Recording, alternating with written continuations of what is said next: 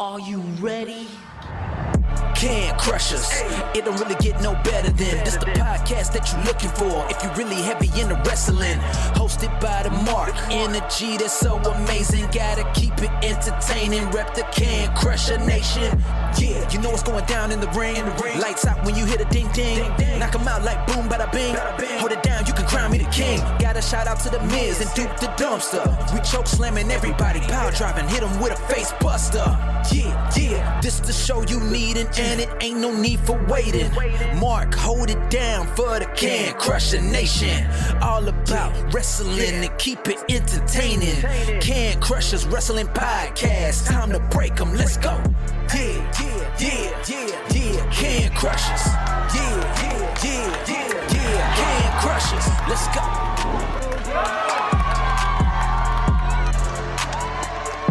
Hi everyone, this is Ringside Rain and you're listening to Can Crushers Podcast. And now, here is your host, Mark the Mark Martinez. Guys, I end my broadcast like this when I'm doing sport events every game.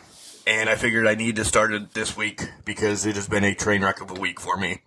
Make sure you tell your loved ones you love them because you never know. Welcome to Can Crushers Wrestling Podcast. Jenks is no clue. This, we will invite Jenks on. You can actually say hello if you want to.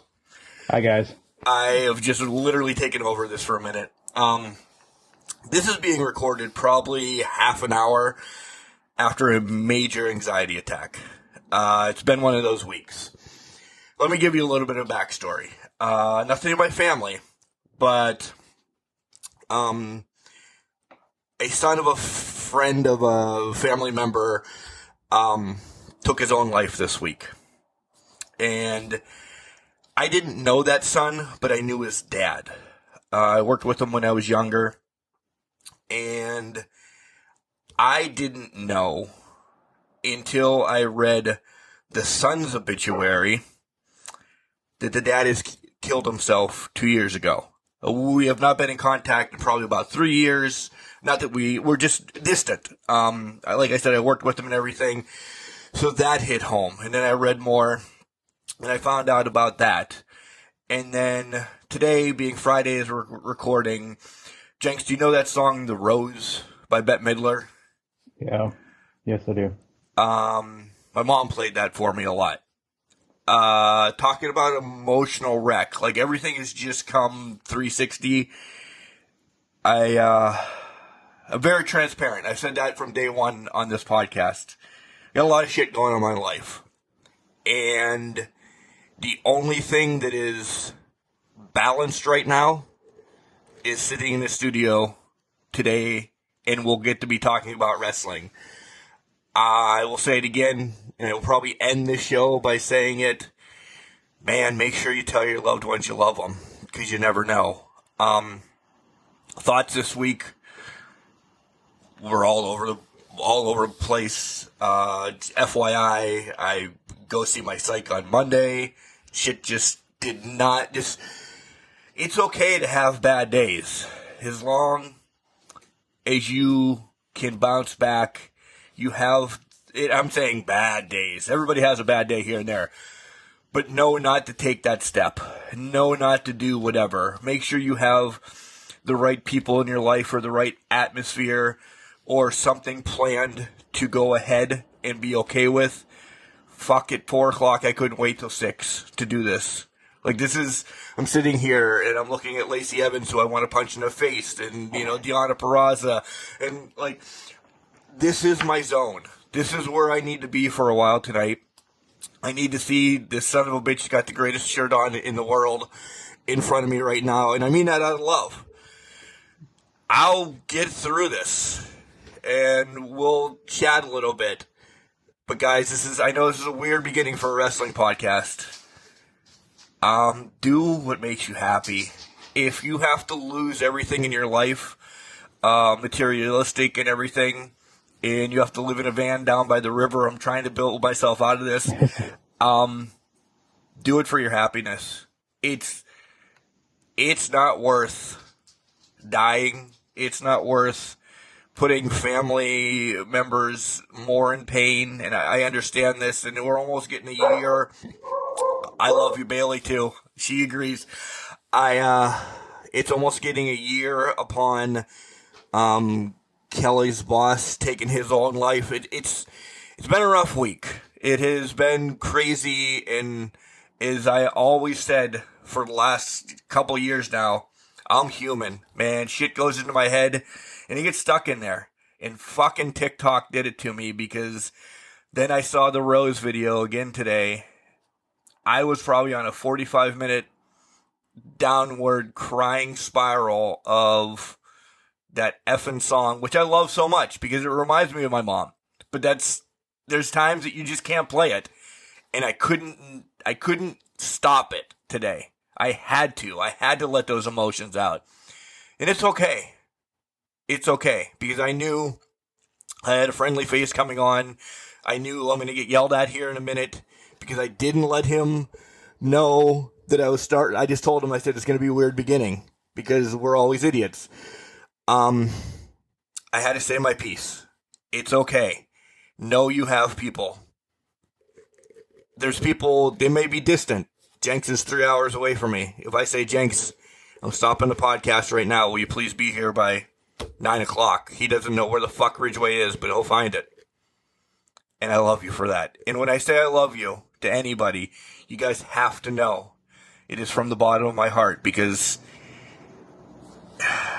pain hurts. It does. And I love you, Mark, and you know I would drop everything to be there right now. I know. And I'm there's sorry. a lot of things. I'm sorry it started. Good. Hey, do not apologize. Do not apologize for that, because I'm here for you. We're going to do our best to help you get an escape for a couple hours and help everything kind of get back to where it was, even though it's not going to get there, but it's going to at least help you get a reprieve this week. And, I do it every time. I did it a couple weeks ago with My Way from Frank Sinatra with my dad, because he used to play that. That was his song. So when that hits, you stop dead in your tracks and you lose a little bit of sense of time at that point. So I get it completely. I'm trying not to tear up over here, so it's getting good. But I'm going to finish this up here by saying, buddy, I completely agree with everything you said. If you need somebody, there's people in your life that love you and that care for you, guys and gals out there. Reach out to them. You may think you're the biggest burden in the world when you reach out like that, but you're not, because they'd rather have you reach out and talk you through it, or just talk to you instead of losing you and not being able to have that conversation ever again. So I'm here for you. I'm here for all of us at Can Crushers. We're all here.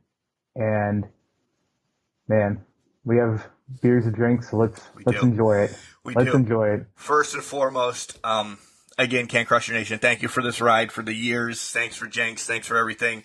I'll bounce back, especially because I'm already. Listen, I'm not gonna beat that dead horse, but this son of a bitch told me, and it's way too early. I'm trying to go. This son of a bitch told me he has Pumpkin. It's an amazing beer, Jenks. To me, it's too early. It's too early yet. It's August. I can do September. Here's the thing. I used to be that guy, Cody Hetrick from the 40-Year Dash, and some appearances here in Can Crushers, gives me and my friend Moochie absolute shit because we now drink it early. I used to be that guy. I was like, September, I'll drink it. I don't know, this year, I'm longing for the heart's there. It's already done with spring, already done with summer, wants nothing to do with it. So I embraced it and bought a 4-pack of Pumpkin and a 4-pack of Warlock so that I can enjoy them today. I also have, it's not in the freezer yet, I need to put it in there. I purchased a long time ago Pumpkin whiskey that needs to make it in there. I've had a couple bottles of that sitting around, so I need to get that. I don't even know about this. You don't? No. Oh, sir. So Southern Tier does its own distillery now. They make pumpkin whiskey. They also make a candied apple one, a candied cinnamon one. It was like a cinnamon apple type thing. That's the best, one of the best whiskeys I've ever had. But yeah, so it's fantastic.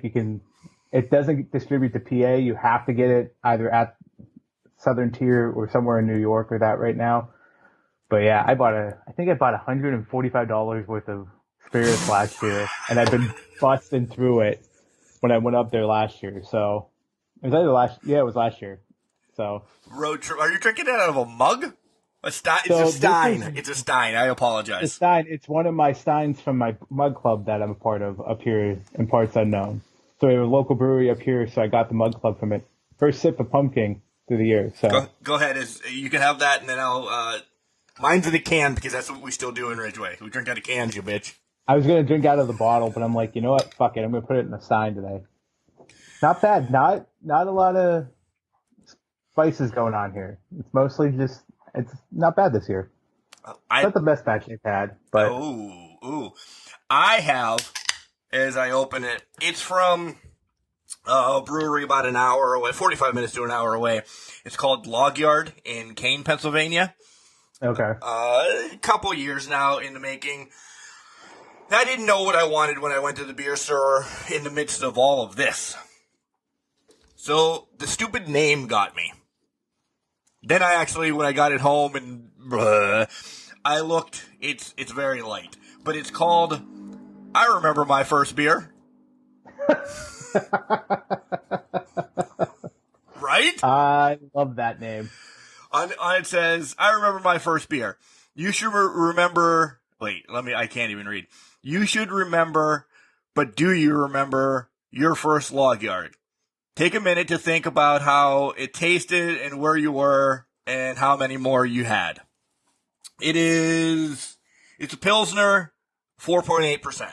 Never had this in my life. I've had log yard before, IPAs, and this is just run of the mill, but the fucking name got me.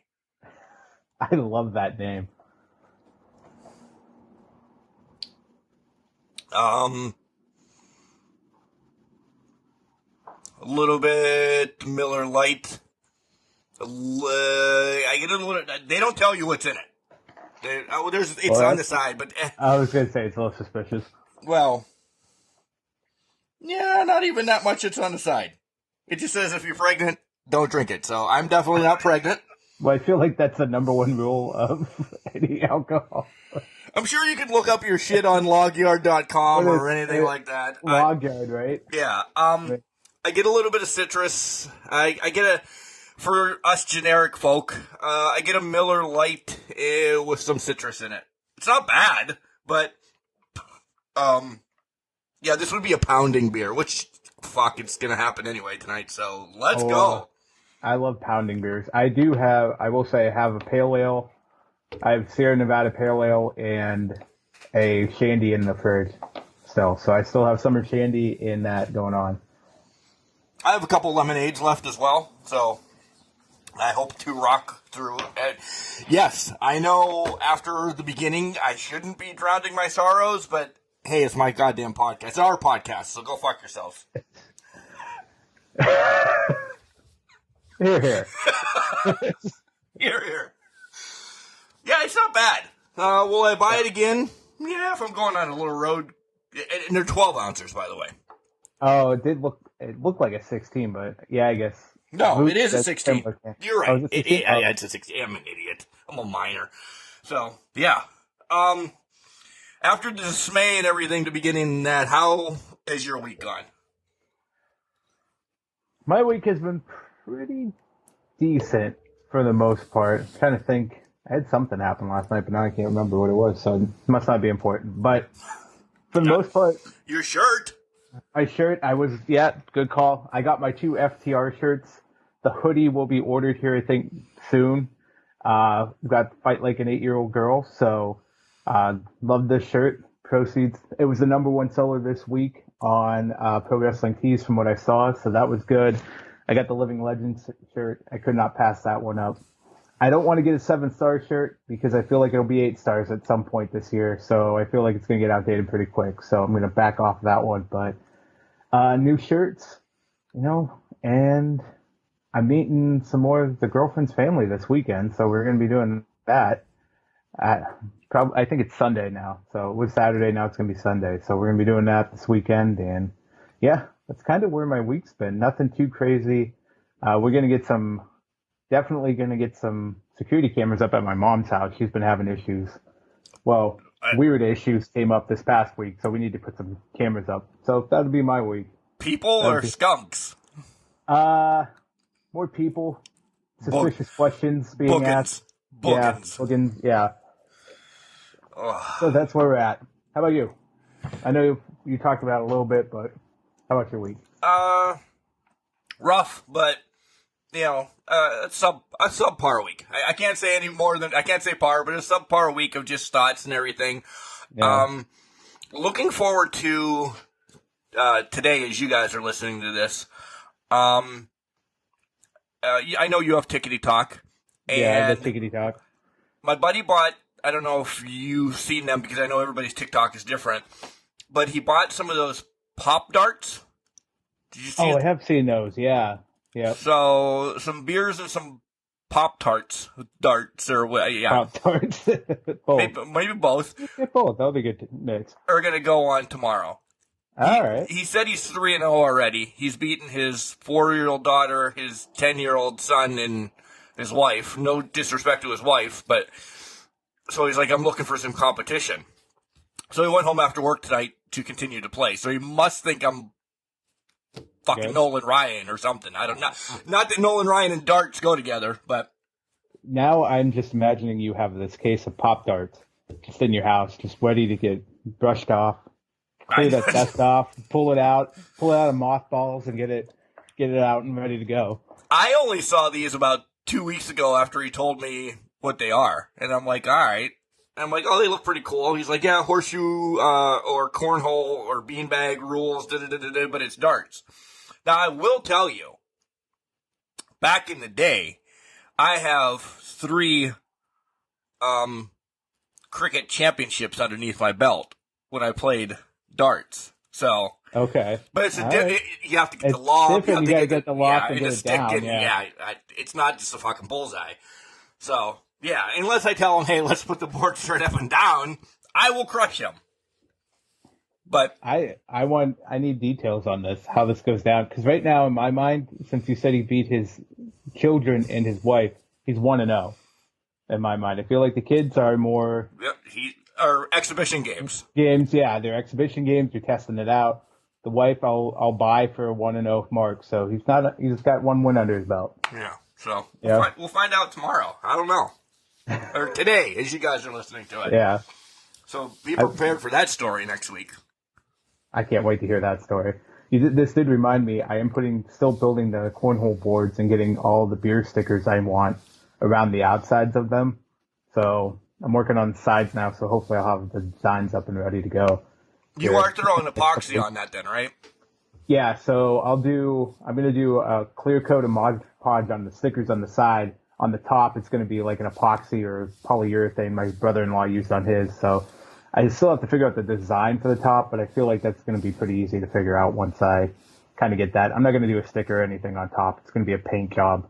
So I might do like Tampa Buccaneers colors or something like that. So I thought it would be a big picture of me, but all right. I mean, if you want it to be a big picture of you, I'll flip it around so your mouth is the hole, and then we'll do it that way. Yes.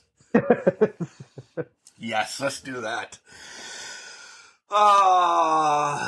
Other than that, I can tease a little bit without giving away. We have a WWE Hall of Famer coming on the show in about a month. To the shock and awe. Yeah, we won't tell you any more than that. So rack your brain on who that is. Yeah. I'm super excited for that. Hopefully you change your life plans around to be part of that. I'm working on it right now, so I'll let you know. Kimberly, mom, sister, niece, he needs to be part of this. Let him be. Let him be. If you have a family reunion that night that is said day, sucks to be you. I will say, I somehow got roped into letting the niece spend the night last night, so that was a unique twist to my day yesterday. So she was coming over here anyways this week, and she was getting her signed up for her middle school today. They had to go do a meet and greet and all that stuff. So she texted me last night because I'm a sucker. She goes, "Can I spend the night?" And I go, "Well, why do you want to spend the night?" And she goes, "I don't want to wake up at 6 a.m. in the morning." And I go, "Well, neither do I." But you're not an adult, so I guess that makes sense. Yeah, so she came over, spent the night, had an air mattress in the living room, and that. She didn't wake up till 9:30 in the morning. You know what time I got up, Mark? 4:30. And it wasn't because of the dog. I had just woken up at 4:30, tried to go back to sleep, then the dog pounced because she was like, "Oh, you're awake now, so let's get up and do stuff." So, yeah, I was particularly jealous of the niece today, and I was not too proud. Wow. But I don't even think I see that late if I'm hungover. That's crazy. I can't tell you the last time I stayed in bed till 9:30 and was asleep the whole time. Like, I've been there where I'm sick. I don't want to get up. That's fine.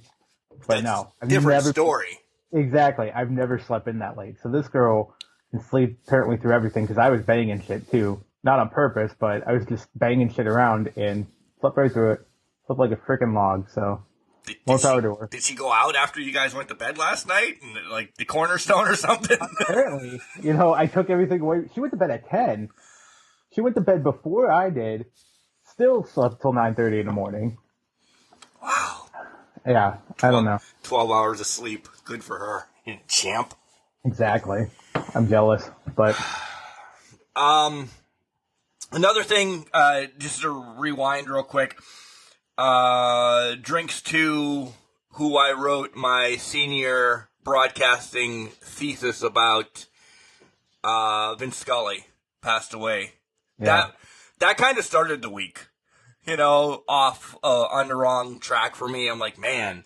So I actually went back, and I've never kept anything from my schooling in my life. I kept this one. I did. Because clearly being a broadcasting guy, but it meant something. So I had it put away. I dug it out and I read it again, and tears were shed then. And I'm like, man, if I could have met him, because I never met him, and just had him sign my thesis, which, hey, can you sign this? Can you sign this that I wrote about you? Not read it, just sign it. Yeah, don't read it. It's probably grammatically, or I don't even know the word, incorrect or whatever, but I passed. I passed well on that one. Now I will quote about that.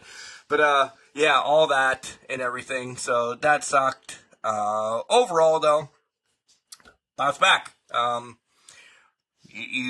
Razor Ramon said it best. It's not how many times you fall down, it's how many times you get back up.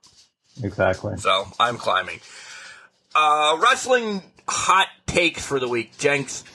As we switch over, I sent you a link to watch Ric Flair's last match. Yeah. I did see video of the undercard, this, that, and the other thing. Yes, call us out. I was a dick. I didn't pay for it, but I found it somewhere else. I did see some of the undercard, like I said, videos and everything. Looked amazing. I then watched the Ric Flair match. And after watching it, as I'm watching it, I'm like, this is atrocious. But then, I told you, this has been a week. My mom touched me and said, this dude's doing what he wants to at the age of fucking 73. Leave him alone. Yeah. He did put all he had into that. And he bled like Moxley or Nick Gage. Really. Is it a match that you remember him and Shawn Michaels for? No. Not at all. Yeah. But I'll give him props. I don't know if I could do it. Yeah, I don't know if I could do it either. It was not the 5-star classics that we've seen in the past. No. Anywhere close to that. I honestly was surprised he did as much as he did in the match. Yeah. Because we talked about it. I thought it was going to be at least 90% Lethal and Andrade going back and forth. Maybe Jarrett thrown in there, sprinkled in there a little bit with Flair making saves and that. But he was in there. He was fighting the fight, and he bled. I didn't expect the Ric Flair blood. We got the Ric Flair blood. He nearly died at the end of it, He but really did. I was being that guy. I'm like, well, his shoulders weren't up, so everybody lost in this one, but that was a different story for a different time. But, I felt it was, you're exactly right, though. That's a great perspective to put on, because this week I'd been sour, and I'm like, why did we have to do this? What was the point of doing this? But to your point, he's going out there and living his dream. He's doing what he wanted to do, and he wanted to do one more match.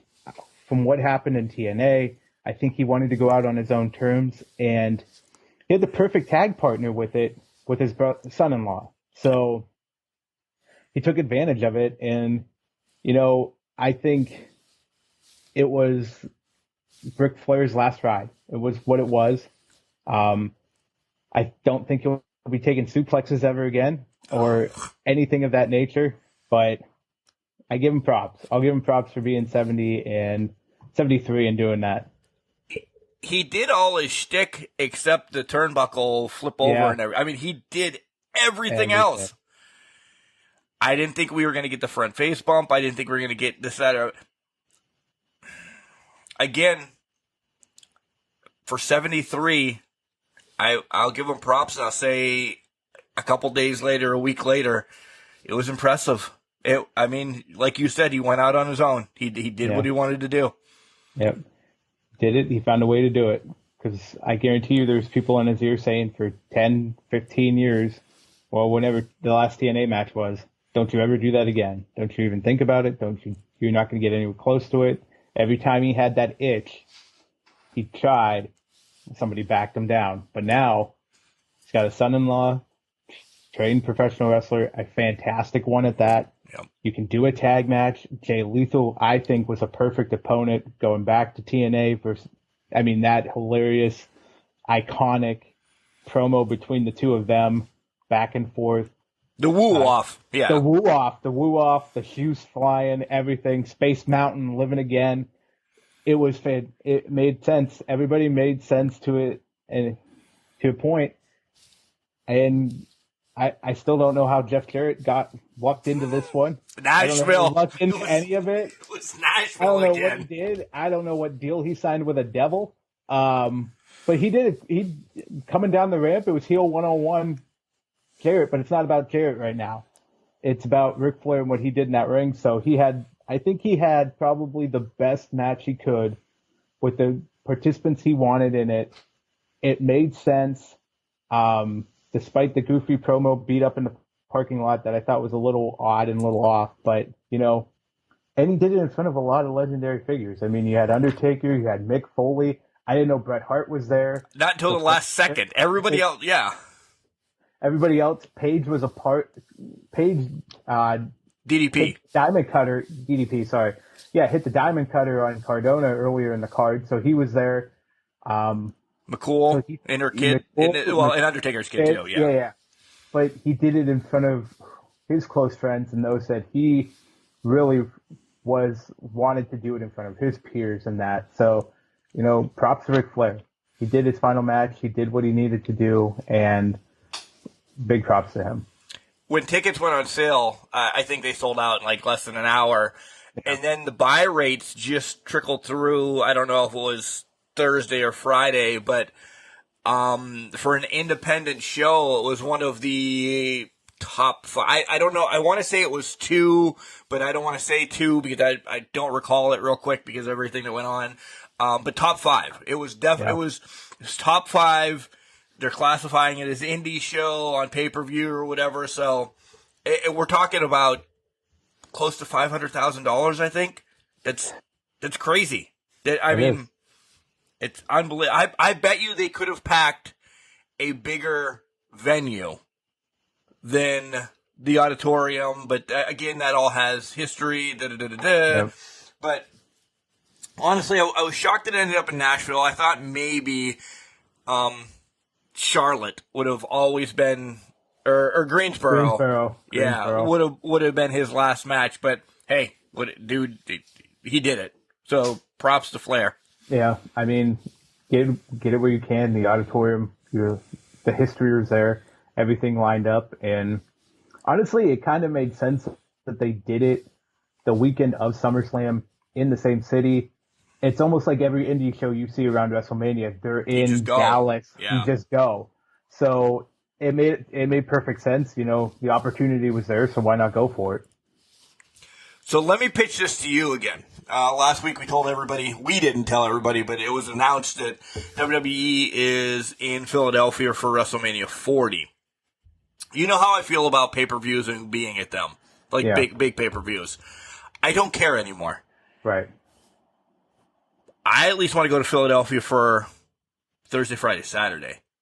Yeah.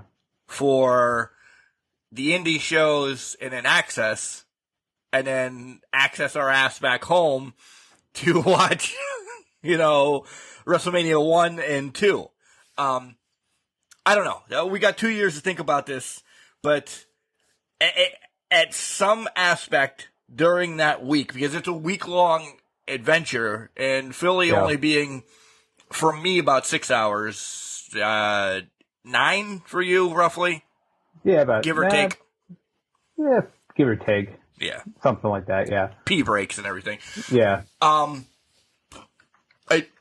You're Googling it right now. You really are. You're a I dork. because I thought it was less than that. Actually, it's only 6.5 for me, too. Oh. So, see? Yeah. Yeah, but go ahead. You have something called an interstate in your backyard. I have to drive an hour to an interstate. Well, that's fair. We jump on one interstate to another interstate to get to Philly. Yeah. You really call me a dork? That's just rude. All right, anyways. It's some shape or form I will be in Philly that week. Somehow. Yeah. I will. I'd like to do access, but I know that's usually on Saturday, and I would at least want to be home to watch WrestleMania. So, yeah. Yeah. I think we already know who the Hall of Fame class will probably include, at least at some capacity. Can Crushers. Can Crushers, ECW roots going on there. So there's definitely going to be a lot of ECW alum. I'm betting I will bet a 24-pack that Paul Heyman goes in at WrestleMania 40 unless something catastrophic happens. But so you're saying he's done in 2 years? I'm not saying he's done it all in 2 years. I'm saying he's going to go into the Hall of Fame in Philadelphia because that makes the most sense. This is so far-fetched, and I don't believe we're talking about this already. I know. Tommy Dreamer go in? I don't know if Dreamer goes in. I feel like there's probably at least one ECW alum, but I don't know who it would be. If it's not Dreamer, Taz isn't a Hall of Famer yet, but if he's in AEW, he's not going to go. Not that, no. Yeah, if he's in AEW, he's not going to go. Is it Sandman? Is it? And that is being Dreamer sarcastic. That is being sarcastic big time. I don't think it's Sandman. I don't. Kurt Angle fucking hates him. That's true. Well, it could be Sabu. It could be Dreamer or Sabu. We're an idiot. It's RVD. He went in. Is he in? I thought RVD went in. Hold on. I thought he went in this year. Let me see. That's why I stopped it. I was going to say that, and I'm like, wait a minute. He's already in, I think. Is it Dean Douglas then? Yeah. He went in 2021. Oh, okay.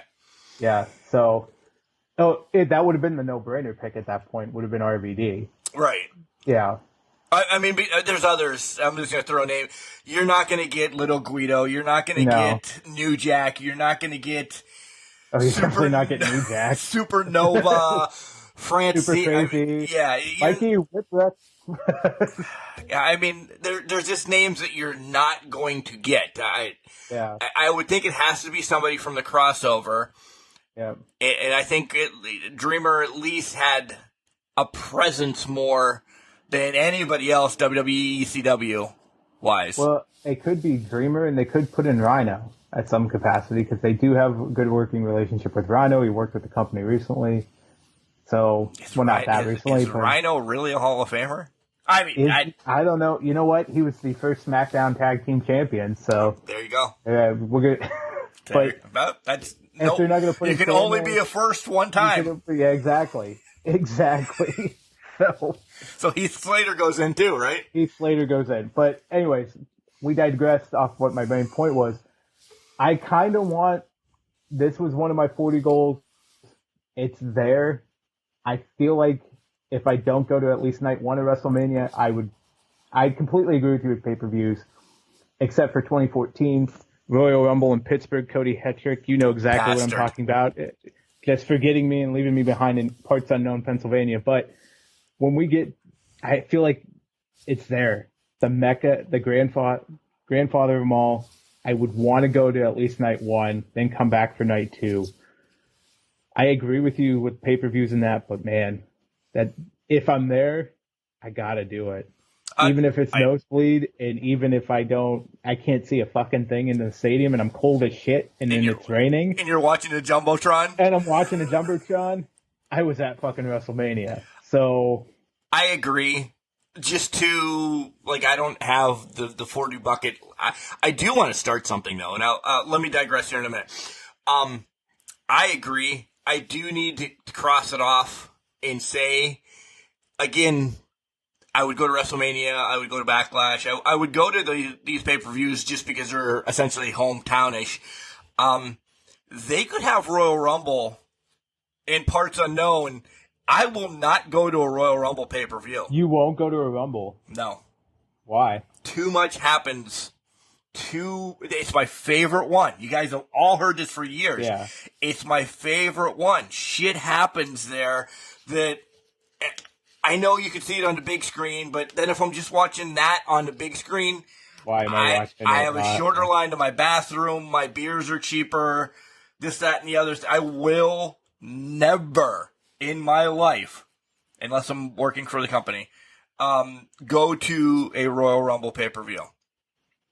Unless the $1.25 billion is attached or something as well.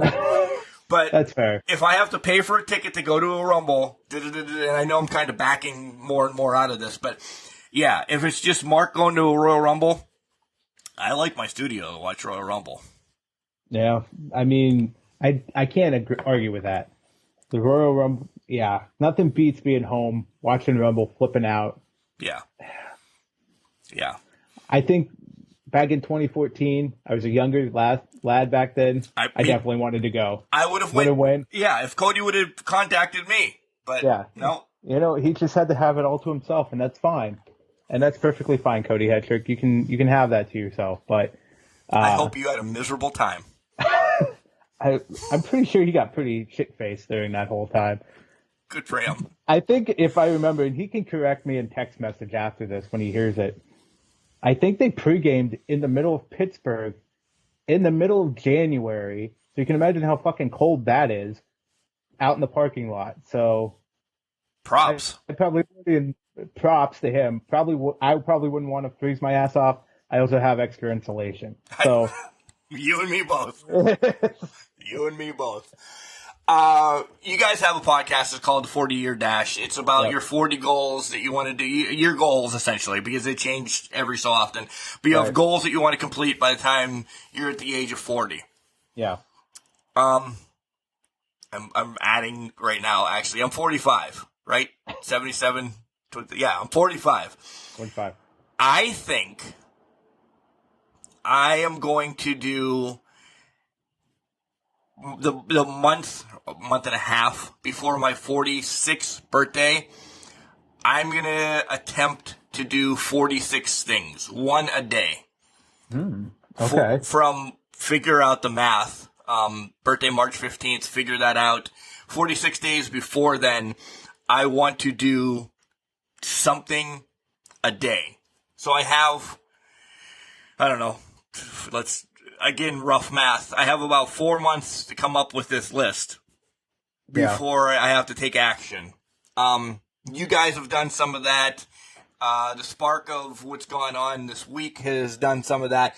And I'm not saying I'm jumping out of a fucking airplane or anything like that. Well, why not? But it might be, it just might be take a weekend and drive to Idaho to get a potato and drive back. Kind of like a peace and quiet, just do as I'm pushing my fingers together type of deal thing, or, just shit like that.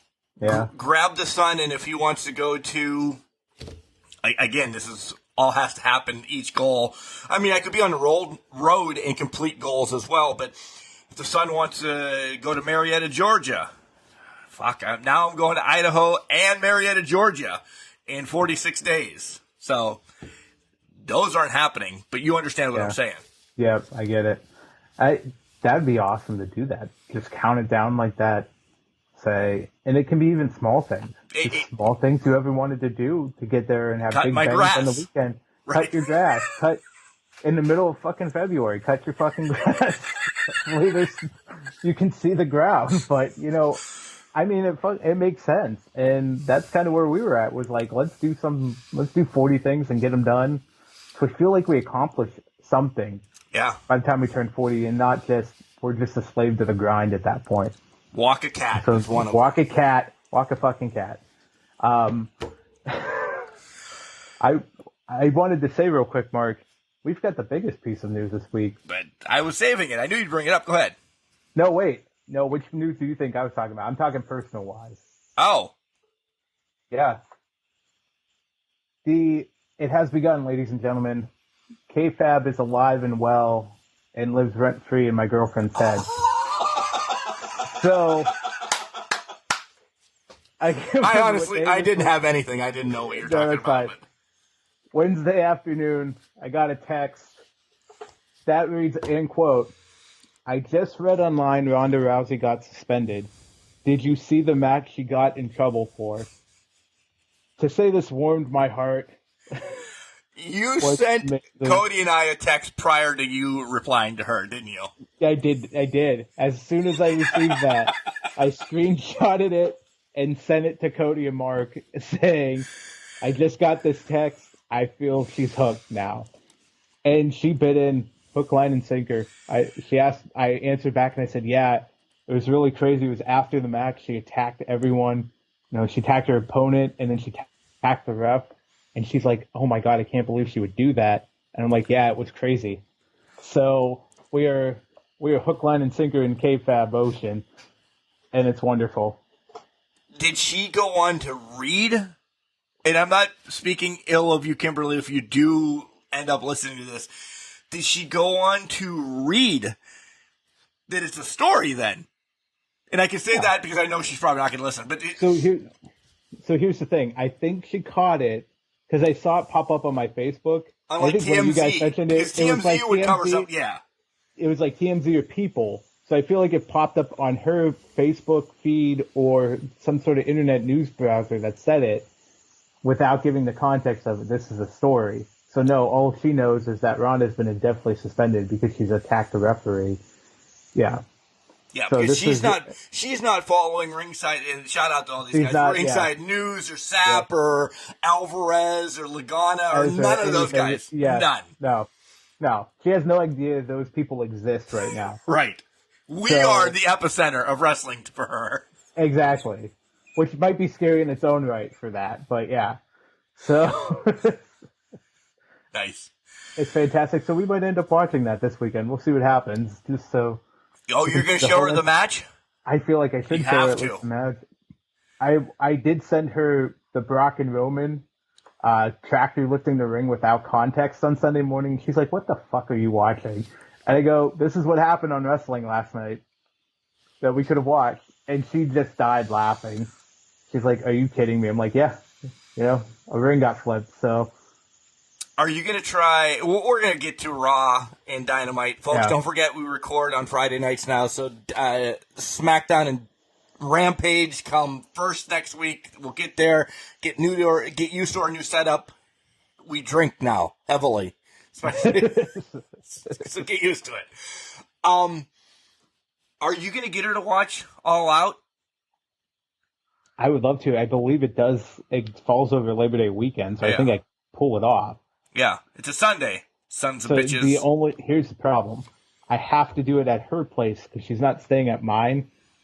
She has no one to watch the dogs. We're still trying to get them acclimated to each other, so we're still trying to play that game.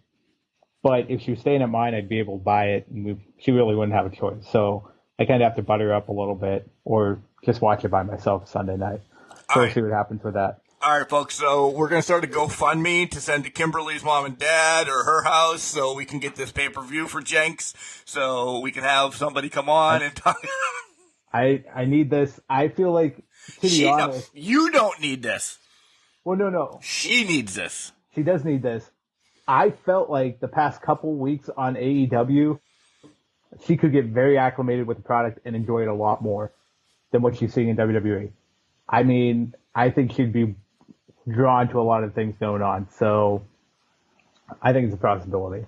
It can happen. And we'll get to them. All right. We'll get there. We're going to Raw here in a minute, but let's do the stupid, dirty work that we always have to do, and it's getting later in the show. But this is where it's coming this week. Collar and Elbow, hats, hoodies, tees, all the cool stuff that Al Snow has. If you haven't checked them out, they are releasing essentially a new shirt for a week for like the next couple weeks. Check them out. My brain fried earlier today with the beginning of the show, so I don't remember, and it's not in my notes, but check out the shirts. They're really cool. When you use the promo code, it's Can Crushers, all one word, capital C and Can, capital C and Crushers. You'll save 10%, and that's awesome. We are, Jenks, where the hell are we anymore? We're on Birds That Fly, Against the Law. K-Fab is alive. Elvis lives. Farmers Only. Aliens Above Us. You know, we're all over. We're very multifaceted, very multi-talented. We're everywhere. Along with the normal ones like Spotify, iHeart, this, that, and the other. Any place that you're listening to a podcast, we're there. Also, check out our Facebook, Instagram, and Twitter. Twitter is barely used, so if you want to check it out, cool. But if you don't, they're all at Can Crusher 69. Guys, pleading, loving, asking you, if you listen to the show, do something really cool this week. If you don't like doing the 5-star rating or anything like that, share the show 1 week. Just for shits and grins. Because you have different friends than I do. We're all one big nation. They all have wrestling. Just say, hey, listen to these idiots. They talk about wrestling. Yeah. That's cool. And they do it drunkenly. Listen to them. Yeah, I remember my first beer. I remember my first pumpkin. So, by the way, I love pumpkin. The girl at the beer store was like, hey, we got this new pumpkin beer from Log Yard. I was going Log Yard the whole week. Yeah. Because they're local, and I just wanted to try some of their new stuff. Hey, the Oktoberfest is essentially, she called it. I don't know if it's called an Oktoberfest, but she's like, they just released that. I'm like, it's too early. It's August 5th as of recording. I'm like, right. I am that guy right now. September 1st, I'm like Michael from The Office. Damn it. Michael Scott knocking kids and old ladies down, getting my pumpkin beer. We're going to need a video of that. A deal. Deal. All right. That good. And the Pop-Tarts tomorrow. Yeah. Did you know there's a brewing company, I'll have to get it during our break, because I got a can that makes a not Pop Hops, which is basically, it does a Pop-Tart label, but it uses like hops and all that stuff in it. It's a really beautiful can. I'll show it to you while we're on break. I'll go get it. But it's very nice. I can't remember who does it, but yeah. We're going to learn about it as soon as you guys hear from Al Snow, because I'm out of this first one. Al Snow and whoever I picked this week to bring us back. Wrestling. A love and a passion we all share. I've started a wrestling brand. The wrestling brand. A brand founded on the aspects of wrestling. Two entities working together to create a product that connect emotionally for people everywhere. Collar and Elbow is the brand. Passion and love for wrestling is the drive. I am Al Snow, and this is Collar and Elbow, the wrestling brand. Hey everyone, you're listening to Can Crushers Podcast with big-time Bill Collier. Give it a try. Give it a listen. You won't be sorry. Cockles back. All right, we figured we had to bring it back after Debbie Downer started the show. Not Debbie Downer. Plus, we had a couple Fundamentals beverages. Yeah, now Mark's back on his second one of that. I've cracked into the second 8% beer that I have in the fridge. So, yeehaw. Note, may not get a sponsor from Log Yard by saying this. After one, the last sip, and I know people are going to come at me, last sips are rough, left a little bit that I didn't desire. But I'm going to finish this 4-pack, because I don't waste beer. You're not a quitter. Good job. Not a quitter. Not a quitter. To get us a sponsorship from Southern Tier, Warlock is fantastic. Yeah. It's wonderful. It's a nice smooth beer. Just saying. Guys, Southern Tier, shout out to 2009 and 2010 when I drank fucking Finn and Matt's by the gallon after every Seawolves game. Oh my God. Yeah. Still, I will wave this flag. I'm a huge Yingling fan and a huge Sam Adams and Guinness every once in a while. Finn and Matt just has something in my heart. It hits different. Yeah. So mend your fight, boys, and bring that back. So let's also set the stage. I get called the leader of everyone drinking craft beer, and Cody, Moochie, I'm putting this back on Mark Martinez and saying you're the one that got me hooked because I didn't have Finn and Matt. I did have Finn and Matt's, but my first craft beer I've ever had was Purple Haze. After the Jimi Hendrix song, it was fantastic. So that has a near and dear in my heart. But I always link it back to Mark Martinez and us going out and just getting completely obliterated after games. Since Slug Hairs was right up the road from our Parts Unknown Sea Wolfies. But yeah. I know you shouldn't live in the past and memories are memories and you hold them in your heart and stuff like that. If I could rewind to 1 year to live over in my life, and this is going to sound like I'm a horrible human being because my son was born in 2006 and married in 2017, I would go back to, me and Brian Adams are singing about summer of 2010. Summer of 2010 was a good year. It was fantastic. Always right in the world. We were at our own little oasis in the ballpark. Unbelievable. Nothing. There was no problems in the world in 2010. Not being a dick, we ran that city in that year. We did. We ran it. Balls deep, rolling like Alberto Del Rio. Do you think we would have got them convinced? Well, let's even not going down the Seawolf path or anything. Do you think anyone else would have convinced them but us to put a poor intern through eating a whole garbage bag full of popcorn in one sitting? No. Not at all. And betting on it. Yeah. This is why we don't have jobs in baseball either. Because probably why. But yeah, it was a good summer. We had a lot of fun. I will always cherish 2010 Seawolves, 2011 Seawolves. A little bit rougher for the front office staff because of people in charge of me, but we still had a lot of good times as we bonded over that too. But yeah, I will live in the past because it was just fun as hell. We didn't eat right. We drank heavily. I mean, it was shout out to places that I don't remember if they exist anymore. If it was Greece, we ate it to soak up. And I know Greece doesn't soak up shit, but that was our mentality. We ate garbage. It was so nice when people catered the press box because vegetables. Some starch. Well, Mr. Subby's still here. Well, it's under Stevo's brand name now, but Mr. Subby's still here. Cornerstone, where we got $3 pitchers. Yes, pitchers of Jack and Coke, Captain and Coke. playing Yeah. Jenga and having people pissed off about it. Shout out to Johnny Fancy Graphics. 3 weeks of people ripping their shirt off. One of the weeks included Mark singing Hulk Hogan's theme song for Johnny JFG to tear his shirt off too. Yeah. Yeah. All right. Good Lord. As we tied the wrestling, there we go. Yeah, I don't know if I could. And I was always called Grandpa or whatever.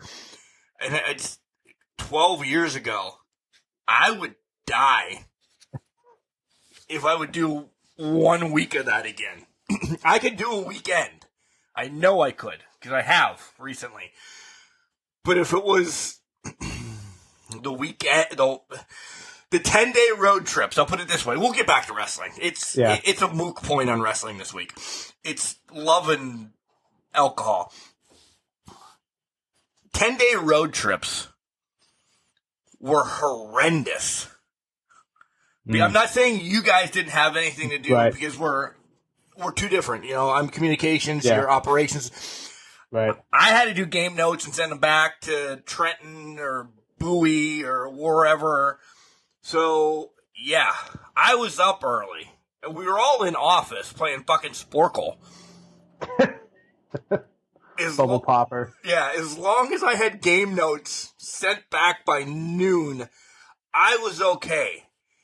There's days that I only sent those at like 11:58 because, at least I didn't make out with randos on St. Patrick's Day. That's fair. Neither did I. So, oh my God, I forgot about that. No, you didn't. I did actually. That got suppressed in my mind until this point. Yeah. Yeah. Oh my God. Got sent home from the office because he came to work in the same clothes. We lost him. Yeah. Well, that's right. You guys lost him. Because I think I left early or something. I don't know. Because I don't remember losing him, but I remember him coming in and work the same clothes. The famous incident with Spence that came up recently was when he dressed up and pretended to be our lovely mascot, Sea Wolfie, and he signed children's foreheads on a school day with Sharpies. That was yes. Epic. That was very epic. Yeah, GM didn't like that. No, we had a policy put into place the next day for that one. Yeah. Some of us didn't know it happened until that meeting. I found out 10 minutes after it happened, and I was losing my shit. Yeah. Shout out to Jacob Turner and Casey Crosby. If you're listening. Poor guys. All right. Monday Night Raw. We're going to go with the WWE first, and then we'll trickle back around. So Raw, first hour, no commercials. It was good. Yeah, it was really good. Then it wasn't. Once the commercials, not that they added more commercials, they just gave you everything in that first hour. Yeah.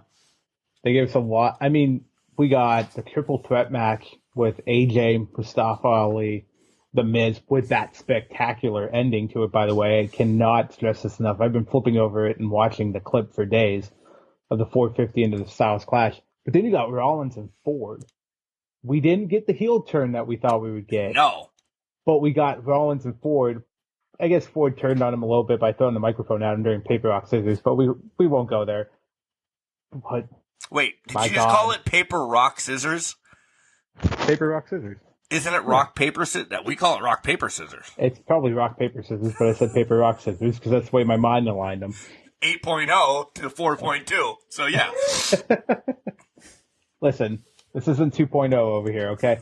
We got this. But still, that was a fantastic match. But you're right. After that first hour, it kind of started going downhill, losing a little bit of traction. Nothing against Ciampa, Gable, and Ziggler. They still had a good triple threat match. It wasn't as great as the one before it.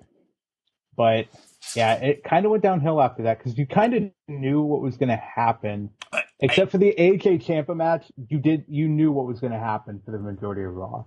Yeah, well, as soon as we'll start in a minute of breaking everything down. But as soon as both triple threat matches were announced, I knew the finals. I knew the finals. It was obvious because they had already had a program together, basically going. Yeah. Yeah. All right. So Raw starts with big time Bex coming to the ring in a sling. As we announced last week, I said I think she's really hurt. Yeah. We find out she's really hurt. She announces the separation and the separation of reality. Yeah. And if you don't understand where this is going when she comes back, and how long is a separated shoulder? Is Bex, do we need Bex until Rumble?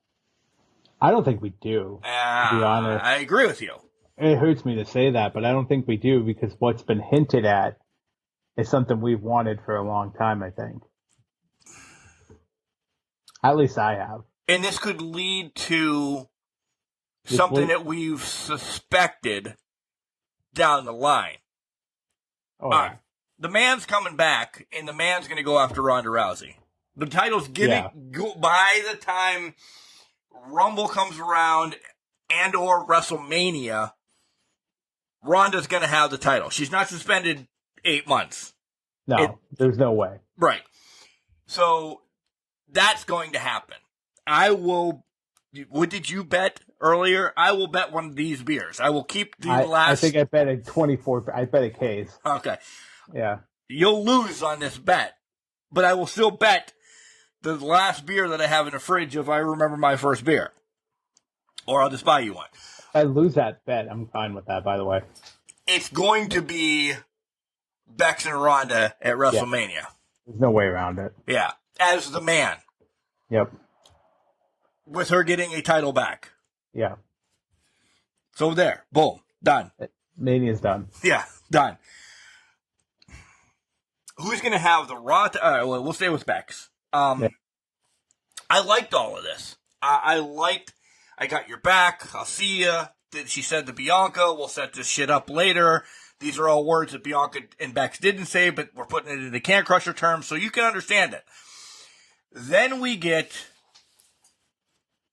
my favorite faction right now in WWE coming out.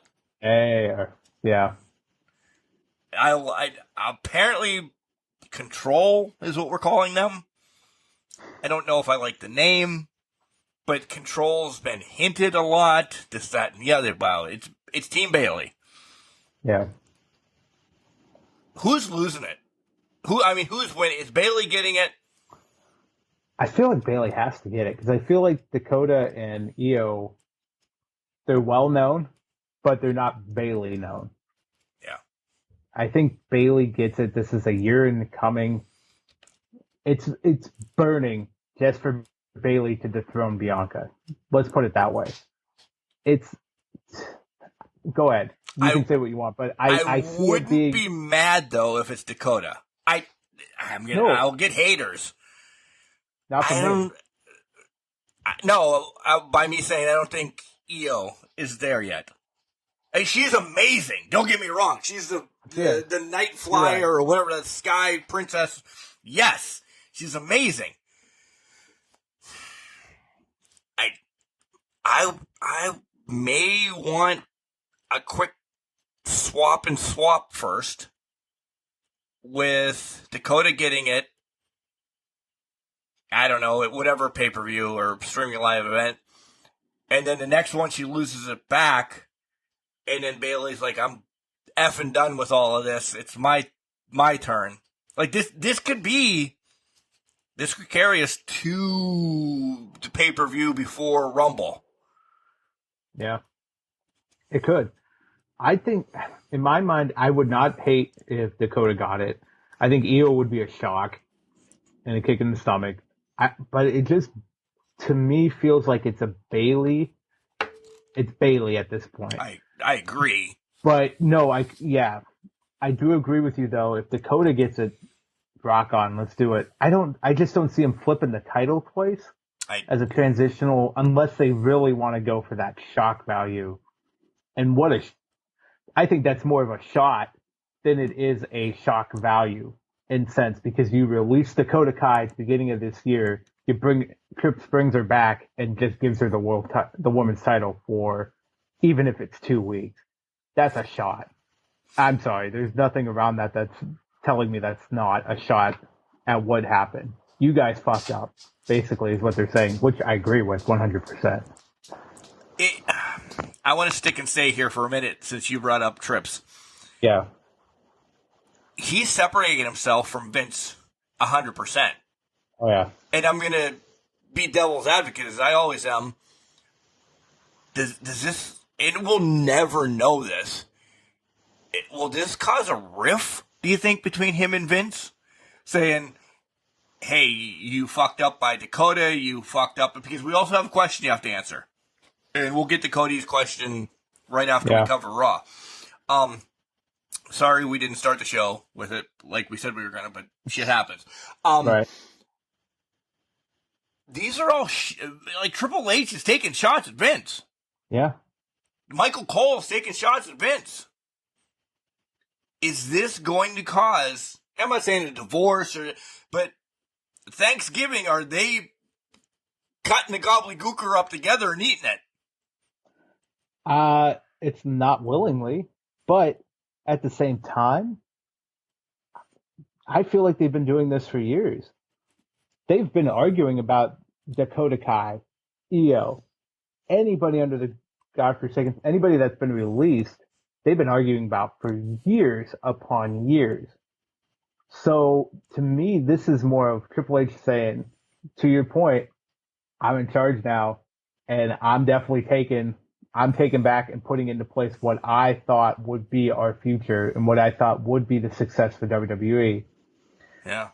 It could be that they're going to have a very tenuous or very tensious holiday season coming about, but at the same time, maybe Vince just doesn't care anymore. I don't know. Does he give a shit? Who knows? I mean, I've seen things this week where people are speculating, oh, Vince is still involved to a degree because he's there, because it's WWE. He's still involved in some degree. Is he, though? Triple H is allowing them to say wrestling again, and wrestlers, yeah. That just came out. Vince isn't a part of this anymore. No. Whether anybody wants to believe it or not, Vince is not a part of this anymore. He might have shares in it, and he might end up maybe being on the board of directors because he has majority shares. He doesn't have a say in this company anymore. No. Or how it goes creatively. And I think that's the biggest difference here, is now the creative freedom's there, and I think you've seen it earlier this week. People can do more of what they want instead of having a very scripted, very written out promo. They can take it to where they want to take it and as long as they hit the points, they're given creative freedom. It's a better working environment. We're going to see and people are going to hate me for saying this, but it's the best way I can put it right now, a more AEW-esque type show in Raw, SmackDown, and WWE, because their creative freedom is going to be there for those professional wrestlers. Because let's face it, Trips does not care about your trademarks, does not care about owning names. He just cares about delivering a wrestling product, which is what the wrestling fans have wanted for years. Yeah. Could it be a very big shot in the arm for Steph, Tony Khan, Triple H going forward with the shareholders and all that? Yeah, they have a whole different ball game, whole different animal to deal with being publicly traded. But at the end of the day, your company's premise is, and has always been professional wrestling. Forever. Then, now, and forever. It's professional wrestling. No matter what you call it, it's still professional wrestling. So I think at this point, Triple H couldn't care less if he cuts turkey with Vince McMahon at Thanksgiving, especially after he took NXT and turned it into what he turned it into. Yeah. That's my thought. I'm waving your flag, dude. I just called you dude. I'm waving your flag. Yeah. Dude, love. Next up, we get a promo about the U.S. title. As we're going to get the matches, and we'll talk about the matches now then. I love this promo. Mark, I nearly fell in love with WWE all over again. I saw this know. Promo. They were mentioning the past, the present. They skipped Theory, though, which I thought was hilarious. But they were mentioning everybody that's held the title. There's prestige. Yeah. coming back to the title. And I'm more excited for tonight because hopefully we get an Intercontinental one where we say, oh, the Intercontinental title, here's the prestige of that. And if that happens, oh my. Yeah, now let's do it for the tag titles. Let's do it for the tag title Let's next throw week. Strike Force and yeah, that would be awesome. Yeah. AJ covered both triple threats, and then essentially who the number one contender is. AJ takes on Ali and Miz. I'll put it this way. Get ready for hate if you want to come at me. I'm already hating. No, I'm just kidding. This was probably one of my favorite recent WWE matches. I agree. I completely agree. You have three, and I know we're not in the business, but you have three workers that are, it popped in my head, so I have to use it. Phenomenal. And what they do, they let them shine. Yeah. And I'm not a fan of Ali because I still have the whole, I was going to say stigmatism, that's in my eye. The whole retribution thing still there for Ali. Mm-hmm. But it wiped a little bit away. That Ali is Ali. He can do something. Yeah. Miz is always, hate him or love him or whatever, first ballot Hall of Famer. Not that there's, whatever. AJ as well.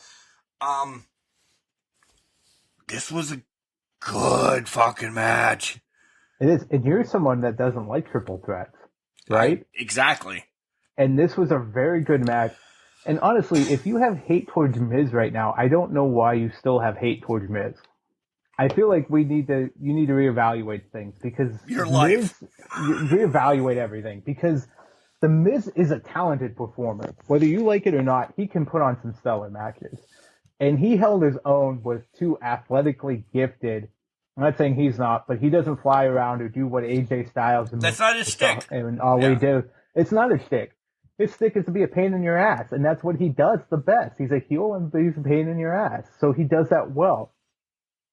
Ali, for me, I know Retribution killed him for you, but for me, he's still good. I always knew how good he was, and I know you recognize how good, but it puts that stink on there with that Retribution thing. I still think they could have did a lot more with that, and I think if hindsight 2020, if Trips was in charge, they could have did a lot with that. We'd still be talking about Retribution being a great group today. Give me the hate for that if you want, but just keep their names. Maybe Mia Yim would have been amazing. Yeah, Mia Yim would have been amazing. Dijakovic would have been. Just call him Dijakovic. That would have been amazing. Right.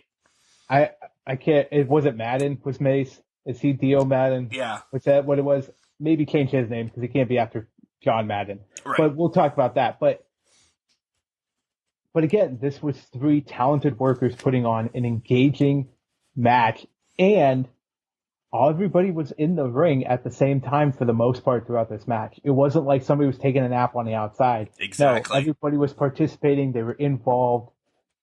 As soon as one move happened, the other guy was coming in. It was chaos. That's exactly what it should be in a triple threat match. So they did an excellent job.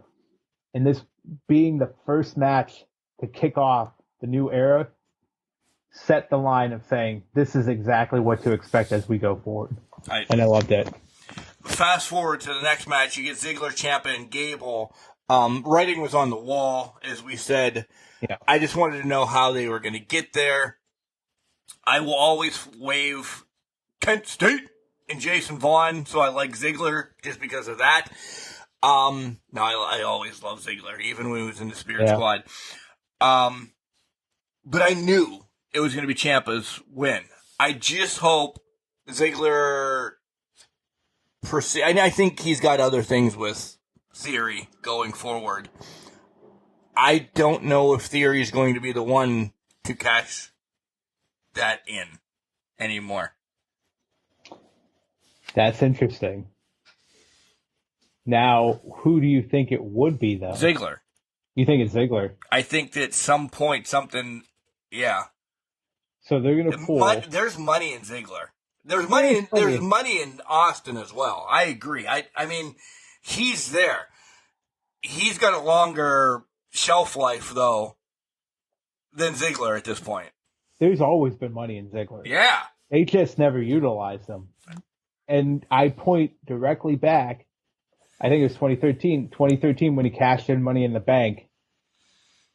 2012 when he cashed in Money in the Bank. The pop.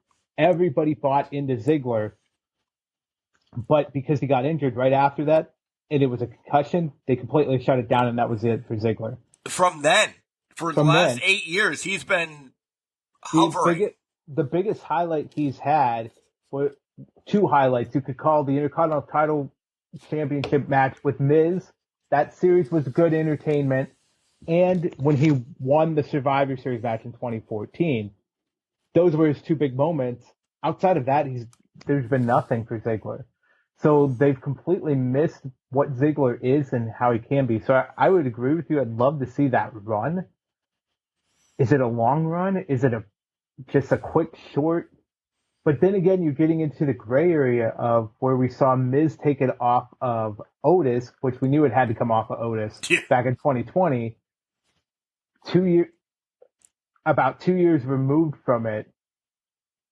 How do you do that? How do you remove it from Theory in that aspect? What is it a faux pas injury? The kayfabe injury? Is it Ziggler steals it? I don't know. It just feels like it's happening close together. Would be amazing. That would be amazing. Steals it and just says cashes it in, and I don't know, maybe there's a new ref that doesn't know who didn't watch Money in the Bank to see Theory win. Stupid theories like this would be awesome. It would be awesome. You could even go with the route of Theory's so immature he forgot to sign the damn contract, and Ziggler discovers this and he's like, "Oh, it's mine now, so I'm going to sign it and run with it." Yeah. The vet oversteps the youngin. It could happen. I think Theory's at a point. Theory is going to be the future of the company at some capacity. Agreed. But I think he's a couple years removed from that. I see him being in the position of where John Cena was starting rapping at back in 2002, late 2002 into 2003. I see him there. I'm not saying he's John Cena, but I see him just being in that aspect. He's got a couple more years, and then Theory's in the prime of his life, and he's going to rule WWE. Agreed. From that point forward, because he's super talented, very talented. He is. A lot happens. Becky in the training room. The control says they're targeting people. The Usos walk by. Like, there's no commercial. So a lot has just really happened. We didn't talk about AJ winning. Oh, Ciampa winning. Yeah. Ciampa. We didn't. We just kind of went off on a tangent on Ziggler, but Ciampa wins. He's going to get Lashley next week. Do you think he has a theoretical shot to win it? I think it would be spectacular if he does. Nothing against Bob, but if we're heading towards maybe splitting this up, or Bob or Drew, Bob or Drew facing off because Drew now has a title or something. I don't want to give way too many of my Clash of Grayskull theories away yet, but I think it's the right thing to get the title off Bob, even though he just won it again 2 months ago. I think it says this is a new era. Bob should be going after a main title. Not that they're trying to get the prestige back. Ciampa is loved. People love Ciampa. You talked last week about the new Goldie. Yeah. Maybe the U.S. title is the new Goldie. Yeah. For now, yeah. Maybe not first match. This is going to trickle over. Like, I think he gets a match at Castle Grayskull as well, and maybe that's where Ciampa wins it. See, I think Ciampa could win it next week. I think we're going to see the trickle effect, and I think at some point we're going to start seeing titles fall off of Roman, and that's where Bob and Drew can step up. Because I think they're going to end up being the cornerstones of their respective brands, here in the near future, because I think Roman's going to take some time off. I mean, nothing against him, but 700 days as champ. He's been taking time off. He's going to be part-timing. I think Drew's going to take at least one of the titles or however they're going to work this at Castle Grayskull. At some point, I think without giving too much away, but I'm going to give it away anyways. I firmly believe Drew's taking that title. I do too. At Castle Grayskull. So I think we're going to see how that gets split up during the whole season premieres and the drafts that are going to come up after that. I think Ciampa gets this. I also kind of don't want him to get this, and I want the Miz to turn on him because it's in Cleveland next week, and there's a free agent out there that's from Cleveland that could make a run at the tag titles with Ciampa. And he might be Johnny Wrestling, if you will. So is this something you did in your own mind? It was in my own mind. As soon as I heard it was in Cleveland next week, think of it as the strings on a whiteboard. You like connect the dots and all that, and you got yarn running all over the place. This is what I did. You did it yourself. It went through my mind in my own right. It's perfect. You get Ciampa, you get DIY back together. They can make a run at the Usos. I really think we're going to start seeing champions fall in the next couple of months under Triple H. Not as a shot to the old regime, but as a saying, it's time for fresh blood, and it's time for new blood to get in here and own these divisions. Are Bob and Drew the freshest, youngest talent they have? No. But they can build up to somebody dethroning them. So I think they're perfect where they're at now. I think we just start seeing the things trickle down here.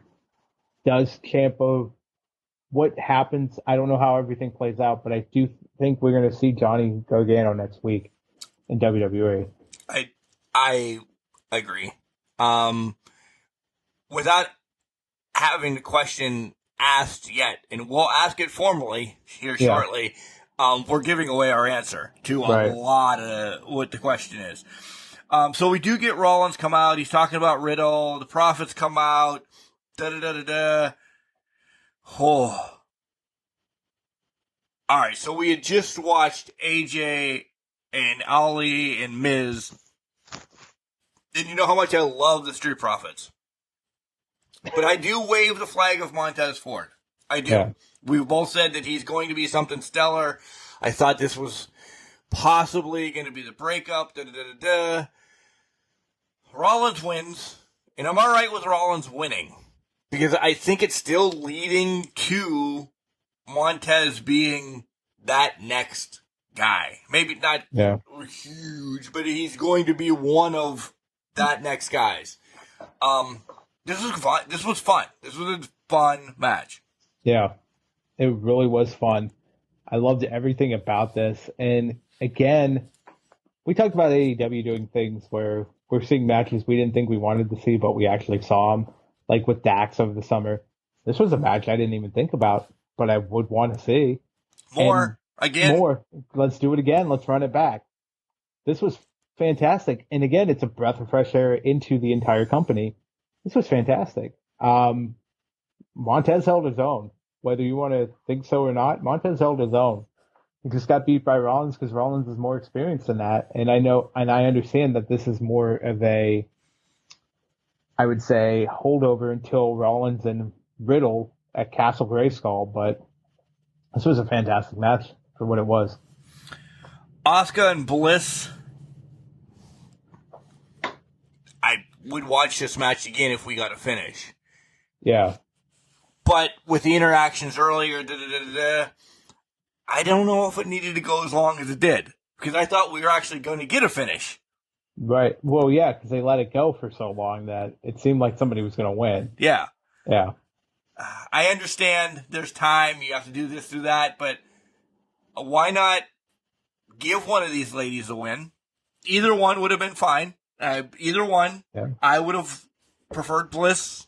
But we're, I don't know, 8-9 minutes deep through a commercial, and then Team Bayley comes out and beats both of their asses. Now, I'm not saying I hated that. I just think that was long. That's all. Right. No, I completely agree with you. If you're going to do it, don't go to commercial with it, right? Yeah. Just kind of end it and be done with it. Although I think that also sets up the stigma that we've all come to know and love of tag team matches, where I was surprised this didn't turn into a six-woman tag, Yes. to be honest. But hey, new year, new era, so we're not going to do it. Yeah. We're going to get, I think, a tag out of this. I think so too. Do you think it's going to happen though at Castle Grayskull or before? I feel like it's going to happen before. I do too. Yeah. Yeah, I do too. Edge's promo wasn't great. It didn't do it for me. No. I don't know if I'm over Edge. Like, it might not be Edge. I think it's Judgment Day is when I'm over. Day. Yeah. It's Judgment Day because it doesn't make it. If this was Edge and Finn Balor, straight up, back and forth on promos, absolutely. Buy it every day. But it's the Judgment Day, which is sad because the three performers in Judgment Day you would think would hold their own. Especially Rhea. I just threw my hands up, by the way. I know you guys can't see that. But yeah, those three would hold their own. It's just not working. I just think it's the way they're going about it is not working. I don't know. I give Judgment Day 2 more months so Edge can run through them all. I mean, maybe not Rhea, but Rhea gets pissed off because everybody's losing in Judgment Day and this bails, and then comes back to Rockstar Rhea or whatever. But I can't give Judgment Day 2 more months before it's washed away. Yeah, I agree. I think the biggest thing that we need to take away from this is Rhea's the biggest star at a Judgment Day right now. And that's because Finn has been no shame to the Brooklyn Brawler, but Finn is down there right now. Yeah, exactly. And maybe they just need to build him back up, obviously. But again, how far can you build him up? Finn's 41. Nothing wrong with being over 40, but thank you. You're welcome. That's why I said that. But he's a great talent, but he's not your future. And if he's not factoring into the world title picture anytime soon. And he's not billed as Randy Orton. He's not billed as Randy Orton. Randy Orton's, 42, 43, somewhere around there. Doesn't need a title to be relevant. No. Finn needs something to be relevant. They've done so much to Finn that he can't be relevant on his own right now. So. Bianca takes on Io, back and forth. We knew this was going to happen, essentially. Yeah. So, wash that away. And then the main event was Usos against Rey and Dom. I was shaking my hands in excitement.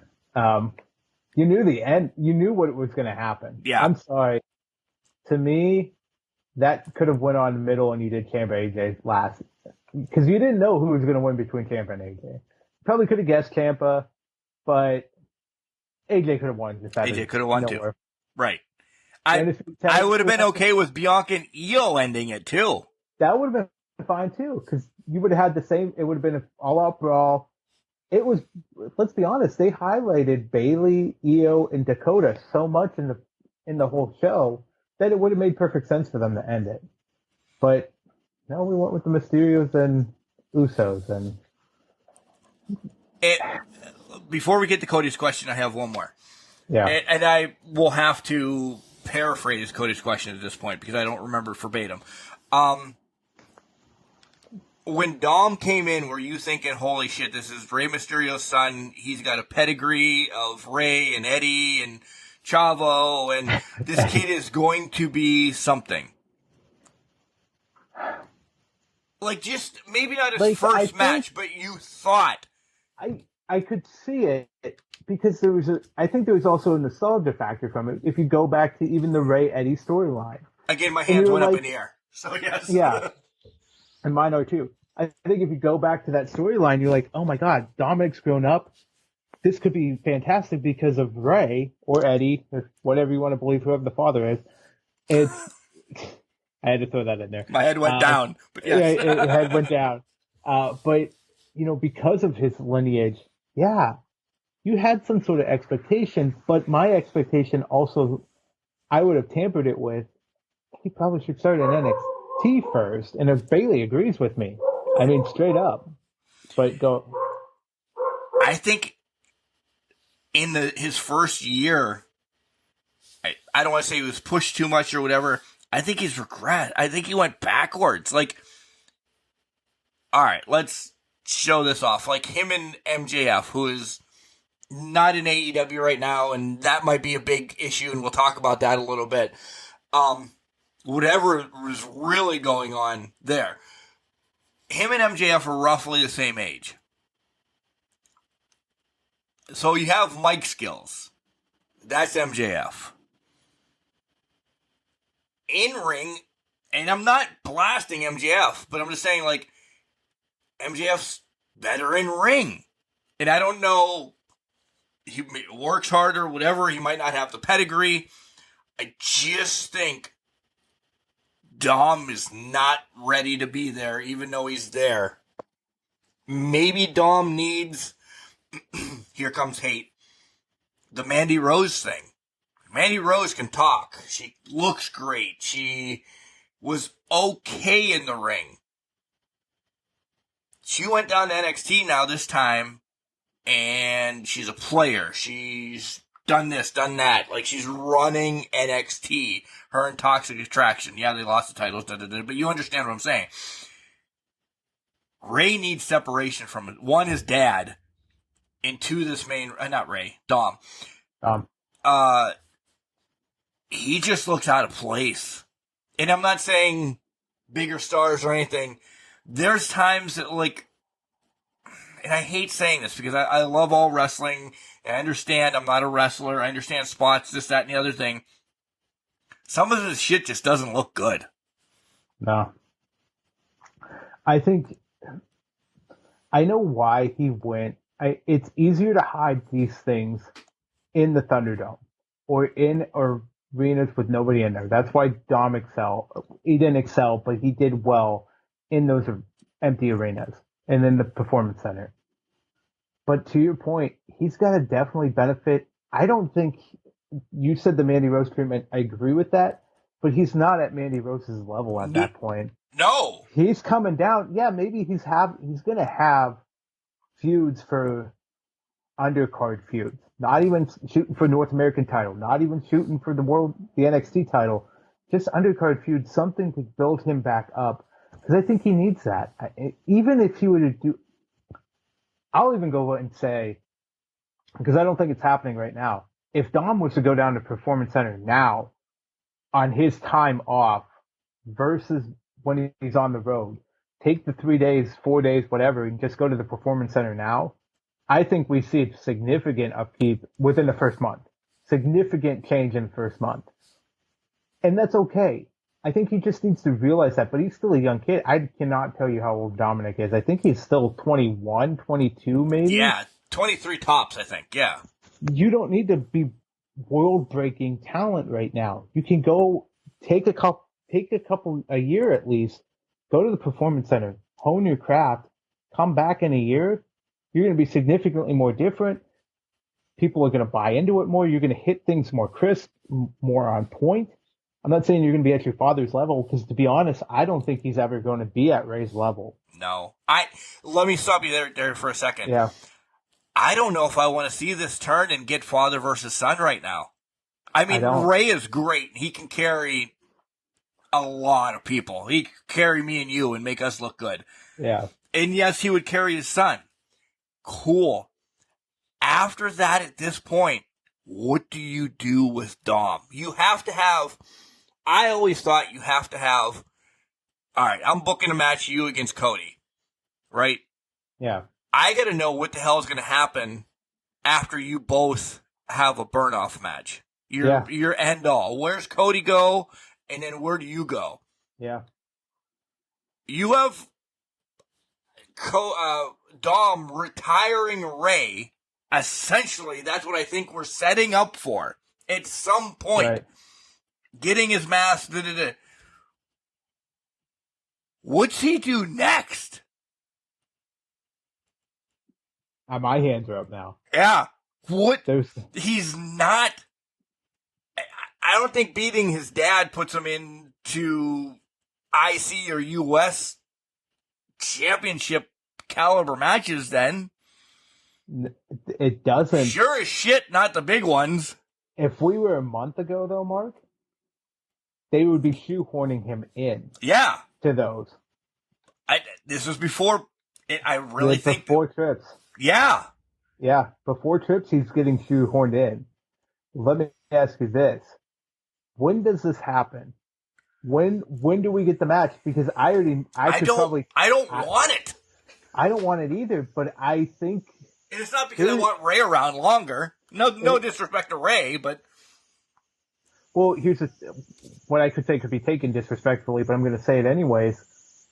Ray's on borrowed time right now, guys. We've had Ray. He's had 2 major knee surgeries. Yeah. He's in his mid to late 40s. He's done all he can do in this industry.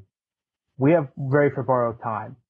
And honestly, I can't see him getting past WrestleMania for this. And I'm really afraid this is a WrestleMania blow-off match.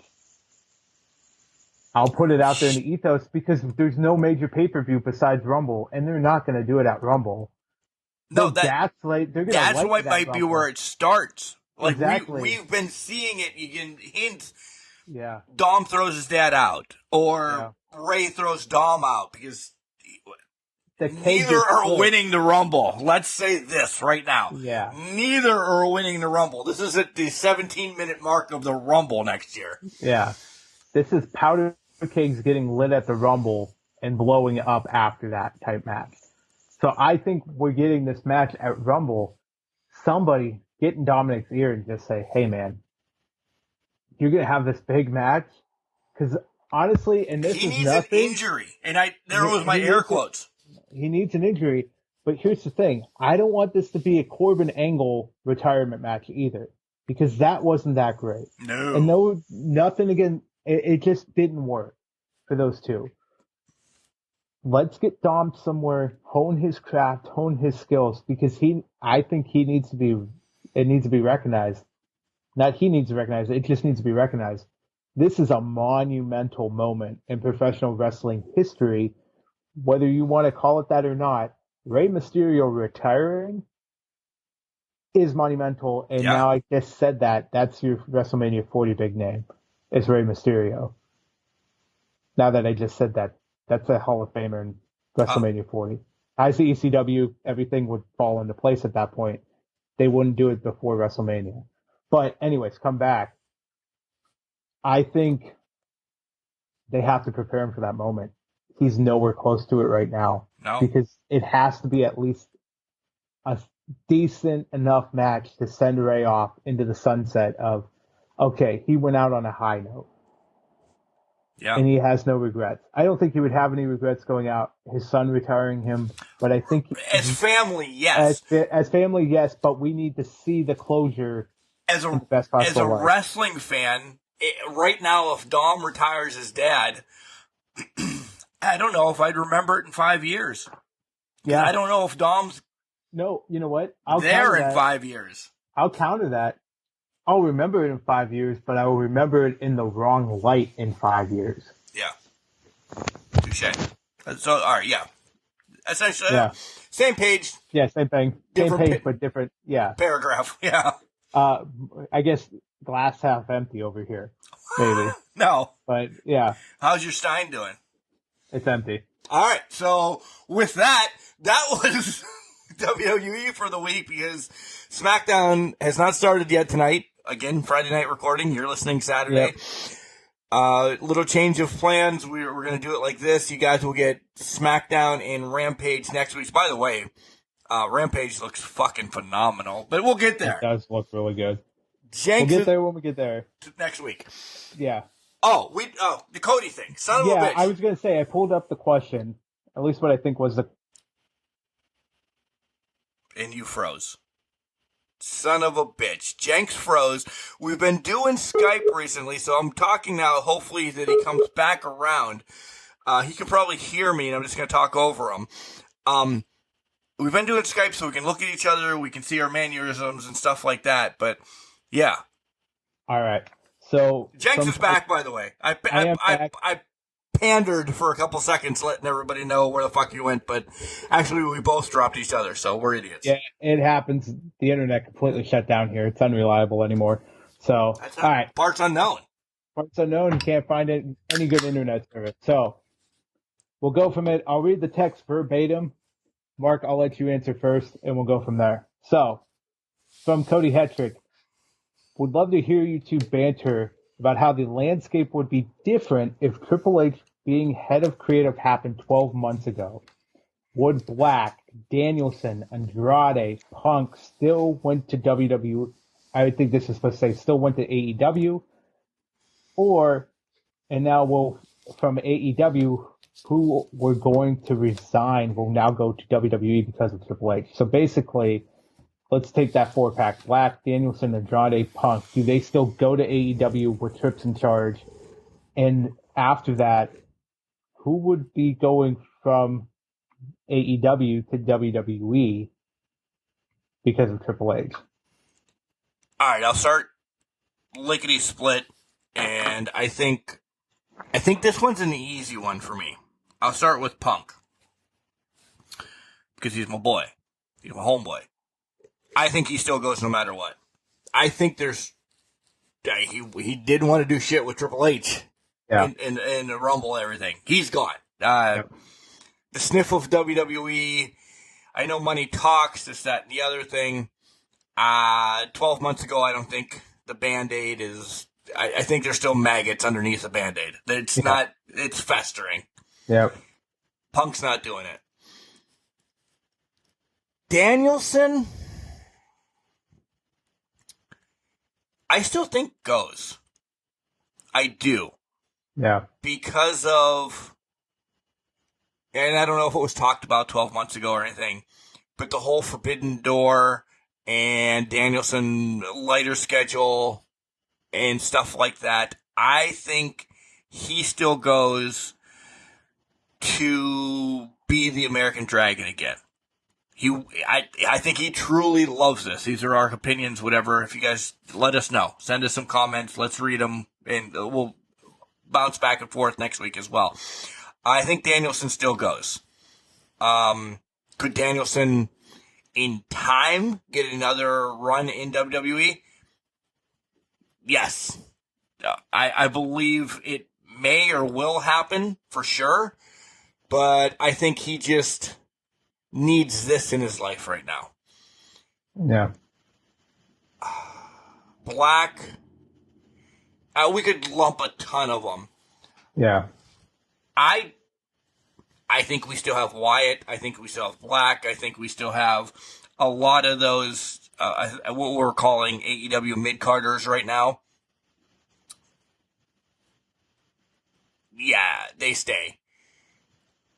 Except the Undisputed Era. I think they were going no matter what. Yeah. Even with and I'm not saying because of Britt or anything like this, that is their wrestling. At All Elite. They all grew up in ROH.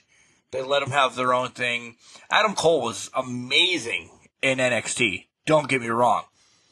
Go back and watch Adam Cole. I'm not going to plug the IWC network for only $9.99 a month, but I'm just saying, like, go back and watch him on his old ROH stuff, and go back and watch Bobby Fish and Kyle O'Reilly there. That's just their thing. They let him have a little bit of the taste in the NXT. I don't think Cole's a main event player on WWE, even underneath Trips. I don't. Is he main event in AEW? He's the first Owen Hart champion.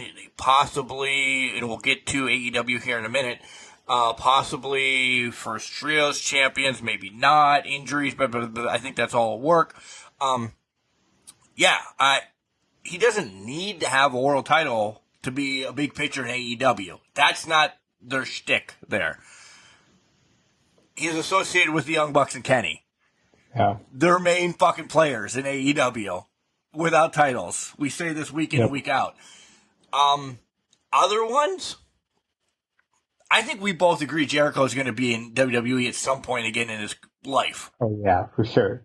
He needs that Hall of Fame. Yeah. I love the guy.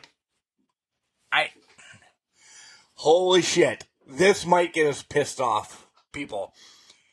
He's got, to me recently, the Shawn Michaels eagle. He needs that stroke. He needs that on his resume when he's signing in 5 years so he can charge $500 an autograph, this, that, and the other thing. I love the guy. So don't come at me. He wants that Hall of Fame. So when he can sign that HOF, right? Yeah, I said it right. Yeah. That HOF that he can charge that much. He's a money man. That's what it's about. Yeah. So money talks. And it talks big for Jericho. Yeah. I think you hit it all on the mark. There's no pun intended with your name. I think you're right. I think Andrade, I think Malachi, Alistair, they'd still be there because they were respected by Triple H. They were utilized by Triple H. Wyatt would have the create freedom. We'd still have the Fiend. He would have never lost the title. Or he would have never even gotten the title and been put in a swamp match with Braun Strowman. But then again, we would have never got Alexa Bliss as her freakish self in that whole scenario. But we're not even going to go down that route. When we talk about this, to your point, you brought up a good point about Danielson. I could see Danielson leaving. You're right. Because the allure was too great to not go face Kenny Omega one-on-one in a company, anywhere. I think it was too great. Punk, absolutely correct. We could deliver. Punk will never walk through WWE's doors again. No. We have to accept that. He is now AEW through and through. There's too much of a burnt bridge with WWE. And I think it got especially burnt to a crisp, and anything that was resembling things that could have been created or brought back to life, or any relationships, was burned down and destroyed when he received his walking papers on his wedding day. As soon as he received them on his wedding day, it was over. Everything died for WWE at that point. You have to remember that he had staph infection coming out of all this as well. He did. He exactly did. He had so much going on that led into this. There's been so much. Punk's done. Punk is done with WWE. He wants nothing to do with them. He's happy with AEW, and I don't blame him one bit. Let him be. I will go off that and saying you made a lot of points about people leaving and coming back. I honestly would argue, Cody says 12 months here. If we go back 3 years, back to 2019, I personally don't think Moxley walks out of that company if he's in charge in 2019. You can argue with me on that, because I think, actually, I'll take it back to 2017, because I think Moxley wasn't happy, but he was comfortable in 2017. If Trips takes over, Moxley gets full creative. We start seeing the Moxley we see in AEW now. I think we see Moxley in a better place, and he's perfectly fine with it.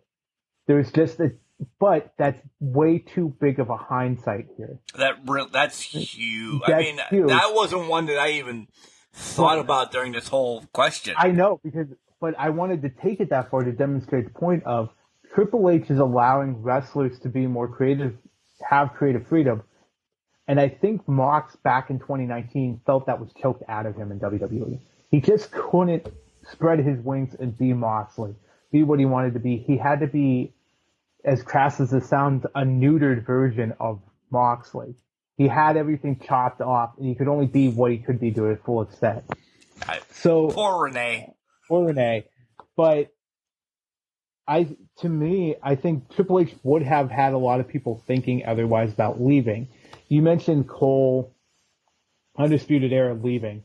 I think you brought up great points, and you changed my mind on this. I originally walked into this thinking Cole would stay, and because he would still have that creative freedom. But you're right. AEW fits more of his style, fits more of what they are as the Undisputed Era, Undisputed Elite, whatever you want to call them now. I completely agree with that. I think Cole is in a much better place now. Yeah, he's got his friends. He's got his fiance, girlfriend, whatnot. They're all there with him.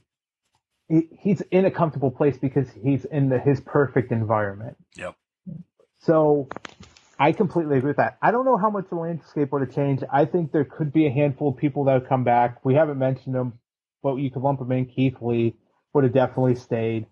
I think because there would have been more done with Keith Lee. Keith Lee would have been a big star. He would have beat Lashley. He would have did everything that built him up to be the big star, and he probably would have been a world champion by now. I'll go out on that limb and say it right here. But in hindsight's always 2020. Now, the second part of this is who would come from AEW over? I don't know. Cody. Cody was the one because he had unfinished business. A lot of who started in AEW, we could talk Jericho. Jericho's going to come over. That's the labored point. Outside of that, there's a lot of people that came to AEW with a point to prove. And the point to prove was we can be big players in this industry if you give us the time, if we had the big spotlight on us. MJF, perfect example. Now, MJF can have the platform in WWE at some point when his contract's done. We don't know what's going on with MJF. It's radio silence for a good thing. I think this is beautifully done. If it's still a work, Bailey agrees with me. She's really vocal tonight. I don't know what's going on. I know, because I'm blabbering on. You don't have the on-air sign on, do you? Yeah, I do. She doesn't care. Does not give a shit. But I think MJF's the one name that could possibly make the jump because he sees the bigger dollar signs or has advertised it. But we haven't brought him up yet. Let me throw this out to you. Before you throw it out to me. Go for it. If Tony Khan knows anything, okay, you can give MJF $1 quadrillion, and I don't know how much that is, for the next 5 years, okay? MJF will, at some point in his career, be in WWE. I will go to, no matter what, I don't care what happens, he will make it to the WWE. There's a passion, talking on the spotlights and everything. You have to remember, WWE was the only thing for 20 fucking years, right? That's what, and I mean kids because they're all younger than me. That's what the kids want to go for, is that notoriety. Because it was the only thing that carried wrestling for 20 years. That was the number one thing. AEW is great. Impact's great. NWA is great. ROH is great. Your mom's wrestling is great. They can all get paid there. Yes, that's awesome. At one point, I'd love to fucking play for the Detroit Tigers at age 45. Guess what? That's not going to happen. Yep. I'd love to be a referee for whatever. Cool. I may have a shot. I like to work backstage. Those are things that can happen at my age. It's feasible for MJF to, and people are going to look at this when he comes back to AEW, and they're, everybody, he signed a contract for 5 more years, cool, da-da-da-da-da. On his radar, like you guys on the 40-year dash, WWE's on that, of making it. Yeah. I don't give a shit if you like it, you hate it, you don't even watch it. You say name a wrestling company to, I don't know, my stepmother that doesn't even know wrestling exists. The first thing out of those people's mouth is, I think, isn't WWF wrestling? Yeah. Which essentially is WWE. Yeah. That is what it is. The epicenter, as much as we say, AEW put on a better show this week, or we love AEW a lot better, WWF is still number one. And that's what the kids grew up with. Maybe Ethan's kids, when he's got kids in AEW, maybe that's the first thing out of their mouth that they say, hey, I want to go to AEW and retire from there. These kids don't know that yet. So their goal is they only grew up on WWE. That's where they want to go. No disrespect. So MJF will go to WWE if it's a fucking part-time job for 2 years. he'll end up there and make a big impact. No, completely agree. All right, I cut you off for 5 long minutes, but go ahead. No, that makes a perfect point. And I want to go off of that a little bit and say, I'll go MJF. I'm older than MJF. I'm just old. But my generation when I was growing up, when I started going from middle school to high school, 21 years. Well, okay, 20, maybe 19, 18 years. It was only WWE, to your point, Mark. That's all I knew. I mean, I knew of WCW beforehand. I was a young guy. There was a point in time where I wanted to be a professional wrestler. It never worked for me. But I knew, where did I want to go? I wanted to go to WWE. Like every other independent wrestler out there, well, maybe not all of them, but most of them, they had dreams of the big time when they first started. Being on the big lights, being on WrestleMania, being there, their dream was there. Yeah. So I completely agree. MJF wants to go. He needs that notch in his belt. Jericho needs the Hall of Fame. MJF just needs to say, I walked into WWE, made an impact, and walked out. And I think you could even equate it, and you can hate me if you want, but I'm equating it to AJ Styles. You've done everything else in the world. You've gone to Japan, you've done Impact, you've done this, you've done that, but you've done WCW for God's sakes, but you never walked in and made a major impact in WWE. Yeah. He did. Lo and behold. He didn't. AJ Styles, to me, never needed WWE to be Hall of Fame. Not that there was Impact Hall of Fame or whatever, but there is. I know. But he didn't need that. He wanted it. Yeah. And he's doing it. He wanted it. He's doing it. He's proven a point, and he's done it successfully.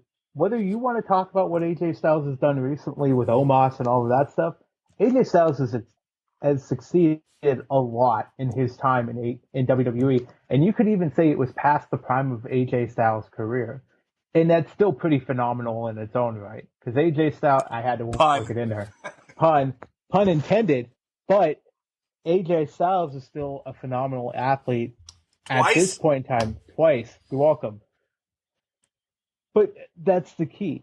Is some people do need that in their lives. It's just the benchmark. It's the milestone. It's saying, I walked in there and did that, and I made an impact. If MJF walked out on Friday Night SmackDown, because as of right now, we're in SmackDown time. We are. If he walks out on SmackDown tonight and starts running amok, it's dropping bombs in a nuke in the WWE, in all of wrestling community, because nobody was expecting it. It was out of nowhere, it was out of the blue, and it's going to send shockwaves. Yeah. MJF knows that, and MJF can have that in his back pocket. You can pay him the sun, the moon, the stars, but he's still going to walk out. I did not like that look. You're ahead of me. You're ahead of me. Usos, never mind. Oh, you ruined it. Oh, yeah. Well, that sucks. It's still daylight, too, by the way, so I don't know where the hell they're at. Yeah, are they? They must be West Coast or something. Anyways. Nice red pants. All right. We'll talk about SmackDown probably a little bit as we watch it, but we have to cover it. They can't even ride with Roman. I know. Fucking Roman. And they don't even get a driver, too. Let's talk about that for a second. The Usos had to drive themselves, but Roman gets a fucking driver. Yeah, in a vehicle that costs $50 million. Yeah. All right. Jenks needs a beer. I have to pee. So listen to this guy say how awesome we are, and then we'll come back talk about AEW. I told you I'd bounce back. Oh, they're in South Carolina. We'll talk about AEW Dynamite. Awesome. Hi, this is Danny Gray, the American Bombshell, and you are listening to the Can Crushers podcast. I love these guys. Hey, yo. Welcome back, guys. Oh, look at you. Get all upset. How can you get not upset at the bad guy? I weren't expecting it? Random? Yeah, I wasn't. Yeah. Normally your cockles are in my face, and I was like, holy shit, but what are you drinking now? We brought up, I went to a pale ale. Went to Sierra Nevada Pale Ale. This is not my first beer. It is definitely going to be my last of this one now. You're at 3? Are you at 3 or 4? I'm at 3. You're at 3. Somebody's getting number 4 as a fucking Christmas present. I don't like it. I can't wait for it to it's just randomly show up in my mailbox. It's officially not my favorite beer whatsoever. Log Yard, I'm sorry. You have a 6-pack. What are you rating it out of 6-pack? 2.5. Oh, well, that's generous. I thought you were going to go maybe 1.5 too. It's beer, so that's at least worth 1.5. Okay, fair enough. They're 16s, so that's another half a point. And that's all it's got going for it right now. Really, it really does. It's not good. It's not good. Maybe I should have went with the Oktoberfest, but it's fucking August. You tried. I know. I get it. The name, though, the name spells it. The name's great. They got me. Hook, line, and sinker. Yep. I would strictly buy that beer just to get the can. The can's So amazing. I love the name. I love the can. All right, well then, can I ship? I can't.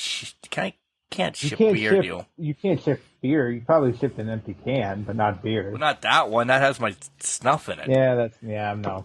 I didn't know The it other had one snuff in it. The other one I smashed. How the fuck would I know it had snuff in it? Once you fucking get it and snuff comes barreling out of it, you would know. I would say, what the fuck just happened? Anyways. These are going to be long shows Friday nights. Yeah, they are. Fucking Dynamite. sit back.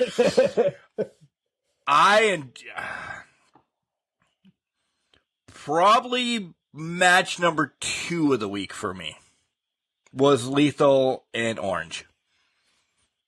Okay. Number 1 is on this card. I will give you that. Number 1 is on this card. Are you talking? I'm not talking anything. We'll get there. Talking Hobbs. Okay. No, I'm not talking Hobbs. I will agree. They had a really good match. Even with the shtick of Satnam coming out and then Trent and Chuck coming out as a cartoon big man. I laughed. I shouldn't have laughed. I did. I knew it was coming. You could see him godforsaken doing it in the entranceway. I knew it was coming, and they still came out, and I laughed because I'm like, this is just the stupidest fucking thing. Because we're children.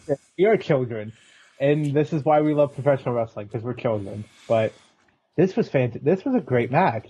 Wasn't fantastic, but it was a great match. Yeah. And it's setting up Wardlow against Ethel Cage. Yeah, Ethel. Yeah. Lethal, it all out. Yeah. Which I like.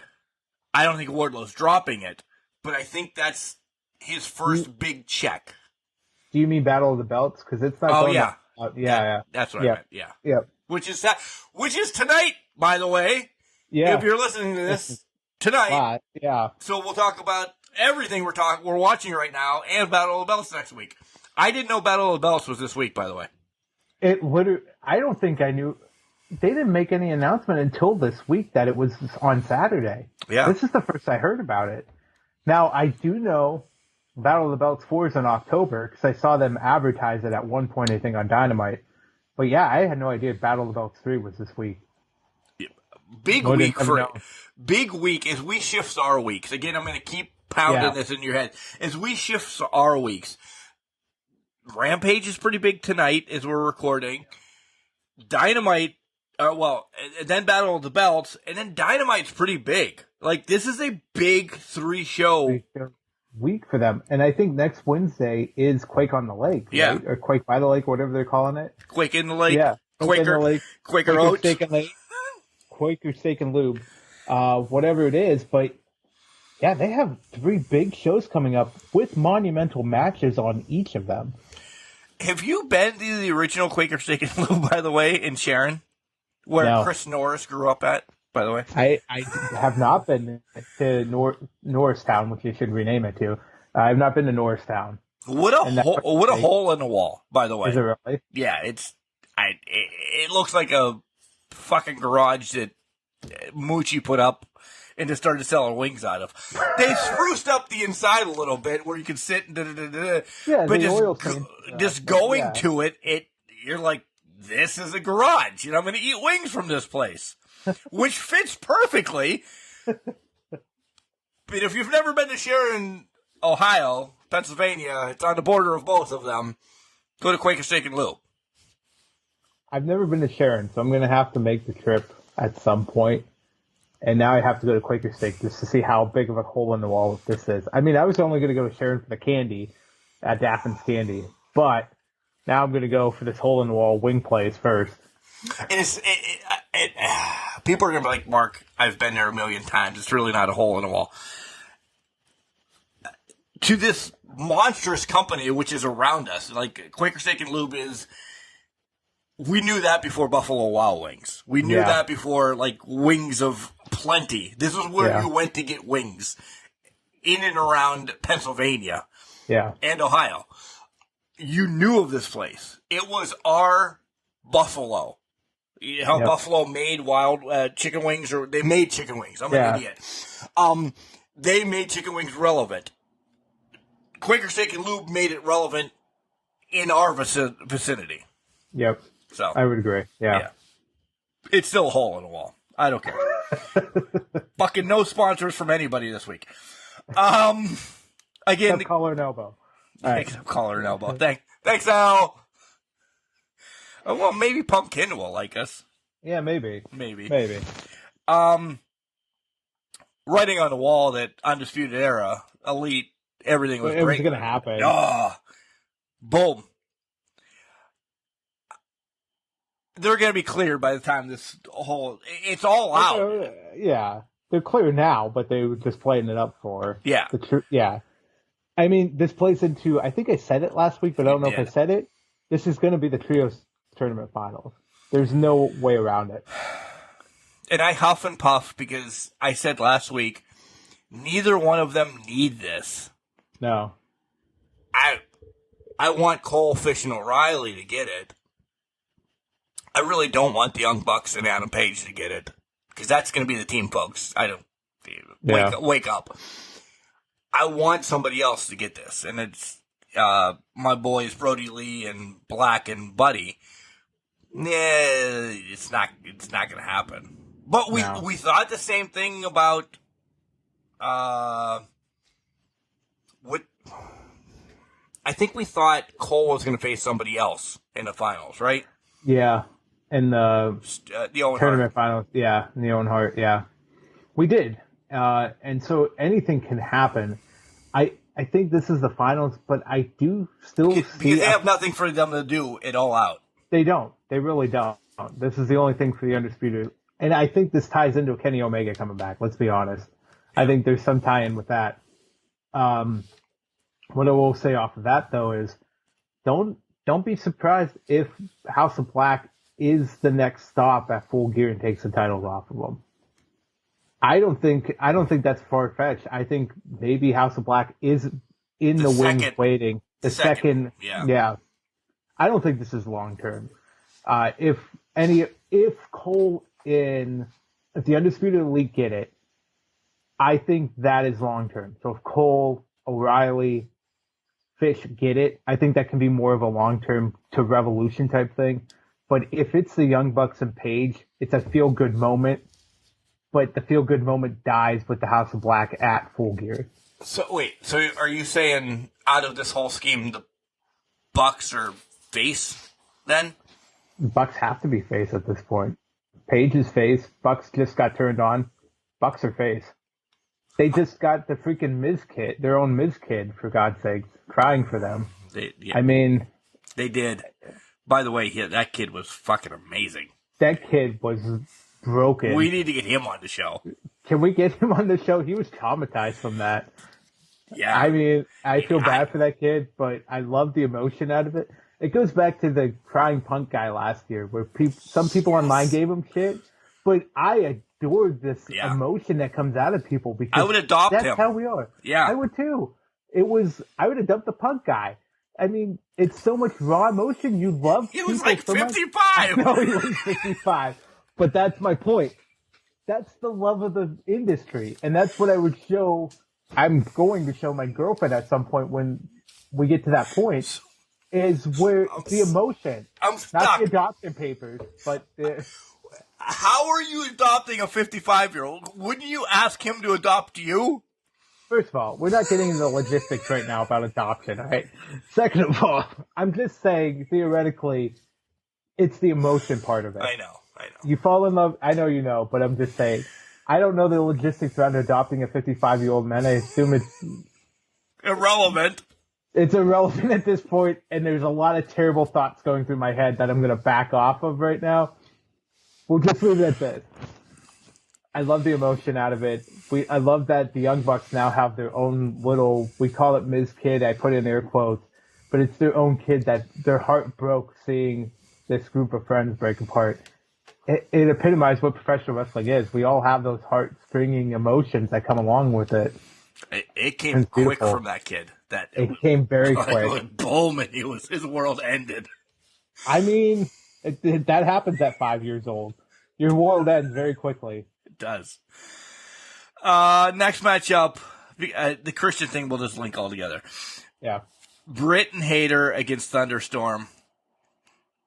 One, I may buy a sandbagging since 2014 fucking shirt.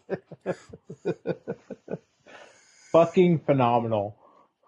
There may, if not, they both, I think they're both amazing talents anyway. You guys know that. There may be some real shit between Britt and Rosa and AEW right now. This match was my match of the week. This was just, and be prepared. We've waved the flag, but she's the fourth person in this match. Jamie Hayter was the best person in this match, and I love Rosa. He was on point. I love Thunder, and I love Tony. Jamie Hayter made this match. Jamie Hayter was on point this week, and I would go along and say this was a statement for Jamie Hayter to stake her claim. We've talked about Toni Storm. We've talked about Thunder Rosa, obviously, as a women's champion. Obviously, Britt Baker, who's been a foundation and a pillar for the women's division. Jamie Hayter's often forgotten.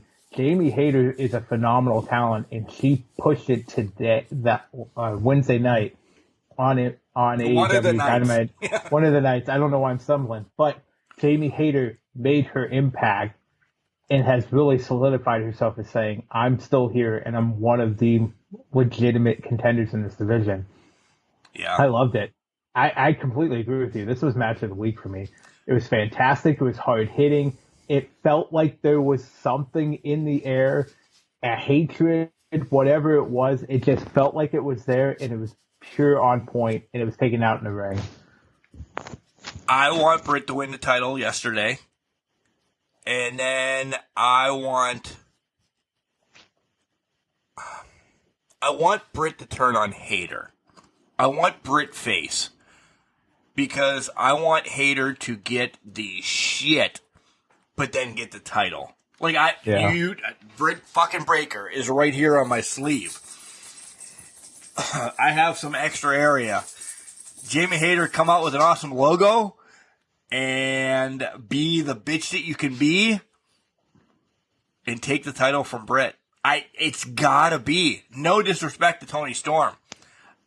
She does great things, but she's not, I don't know if she's ready to carry AEW. I still think it's gotta be homegrown. Jamie Hayter, not legit homegrown. I don't want all that hate or anything, but like, Hayter and Britt is there. It's ready. It's ready. Get it. Get the title off of Rosa. She can do other things. Madison Rain's showing up tonight. We'll talk about that next week and everything. There's building a lot of other stuff for Rosa to do. Sheeta's going to be back. There's wrap up a lot of things. Britt and Hayter is going to be the next thing that I think we talk about for a long time. Let me throw it out to you. And I do the comparisons, but I'm not big on them. And I'm not saying legendary version, I'm saying this. Is Britt and Hayter looking more and more like an MJF Wardlow from the aspect of Hayter has already outgrown the shadow of Britt? By far. Hayter's ready to burst out and be her own person. So she needs to break away from that in whatever means possible. But we need her for something. We need her to chase after something. Right now, they're too close. Yeah. The writing has been there. Yeah, it's been teased for a while. But her and Britt just fighting over a styrofoam cup. It's not going to work. No. Well, and that it goes back to the Owen Hart tournament. First round, second round, we both commented on it. Rebel and Britt looked at each other when they thought they would have to face Hayter at some point in that tournament. They already had a plan in works to take Hayter down. So we know the plan is in place. Small details like that make us know there's a plan in place. You said Britt as face. I think if they both attack Hayter, Hayter's the face in this whole thing. So how would you book it so Hayter would be the heel and Britt would be the face? Would it be Rebel? I think Rebel's a big part of this. Do you think Rebel would go with Hayter then? Yeah. Or would, yeah, okay. Yeah. Now that would be the ultimate backstabbing, I think, in AEW history at this point. Yeah. You want to talk about crying? Rebel and Britt. She's tired of Reba. Hand in hand. She's tired of Reba. She's tired of it. She wants out. Yeah. Yeah. I could see that. And that would be the biggest turning point. It could, if there's a title match between Britt and Thunder at the pay-per-view at All Out, Britt loses. Who else? Well, there's no one else is built up. I don't want to say there's no one else built up unless they go to Tony again. Because Jade's got her own shit going on right now. Yeah, Jade's facing Athena at the pay-per-view. Right. That's happening. And dropping, I think. To get her to Jade dropping the title, I think, is the best thing for her. To get her. I agree. She's outgrown that title. Yeah. But I don't know. I guess I don't know if they're going to give Athena the wit. Here, you build up this undisputed streak. Is Athena the one to take it off of her? I think it plays into the homegrown talent thing. Do you go homegrown in air quotes, or do you let Athena take it? Because don't get me wrong, Athena has the credentials to beat Jade. I would believe that in a heartbeat. Still be shocked, but I believe that in a heartbeat. But do they want to go a more seasoned AEW person to do it, or are they fine with just letting Athena take it? But I agree with you. Jade has outgrown that title. Yeah. So the 50-0 or what, I don't know what she's at right now. I love watching her shtick. I love watching everything, but the numbers don't matter anymore. No disrespect. I love the new Anna Jay. I love the old Ty. Sammy and Ty are getting married. She's ran through everybody twice or three times. I love independent wrestlers. I love independent people. They come on the show. We talk. We learn this. They get beat up by Jade. Cool. How many times can she beat, and I'm not going to name a name, Woman X and be a mark on her roster? Yeah. On her record means something. It needs to go away and then start over. Yeah. I completely agree with you because I think AEW knows they can't make this a Goldberg streak. Right. It can't be a Goldberg streak. It has to end at some point. And to me, I think a loss for Jade now would do wonders. It doesn't hurt her. More. It doesn't hurt her at all.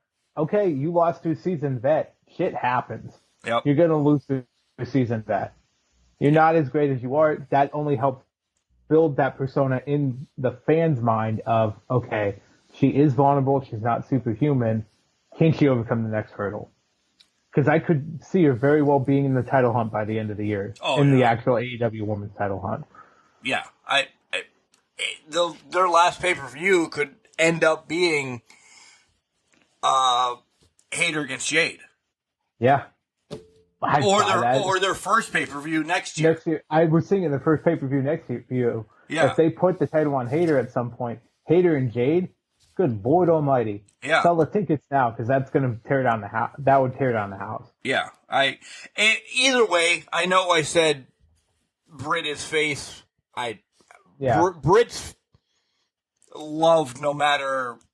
She's the Stone Cold. So it doesn't matter. She doesn't need that. I just mean I know. perspective. Yeah. She could piss on Tony Khan and she'd be cheered, or she could get beat up by Tony Khan and she's gonna be cheered. So it doesn't matter. The fucking DMD moniker that she has, there's 5,000 people in a $3,000 fucking arena. Did I say that right? I said dollars somewhere in there, but you said it was a little confused. You know what I mean? There's 5,000 fans doing DMD and with 3,000 people there. Yeah. So it doesn't matter. Britt is there; she's fine. This, that, and the other. So they did announce Sammy and Ty are getting married. Cool. Eddie Kingston says he's pissed off. I don't care. I love them both. I have a man crush on Sammy. I don't care about this at All Out. I do care, but I'm also more surprised that they announced an Eddie Kingston match more than 2 weeks out from the pay-per-view. Oh, touche. Because usually you don't hear about Eddie Kingston having a match until 2 weeks out. And then they do a phenomenal build for those two. I don't know why I keep saying phenomenal, but they do a great build for those 2 weeks, and then he has a great match at the pay-per-view. So could I go without it? I understand why they're going this route. I just feel like it smells of a Sammy win, and I don't know if I like that for Eddie right now. So that's kind of my hesitancy around it. I'm glad they do it. They announced it. I'm kind of happy to watch the match, but it just smells like an Eddie win. Or not an Eddie win, but a Sammy win. Yeah. As we've been saying for weeks now, Taz says there's no Team Taz anymore. Finally, 30-second clip. Thank God.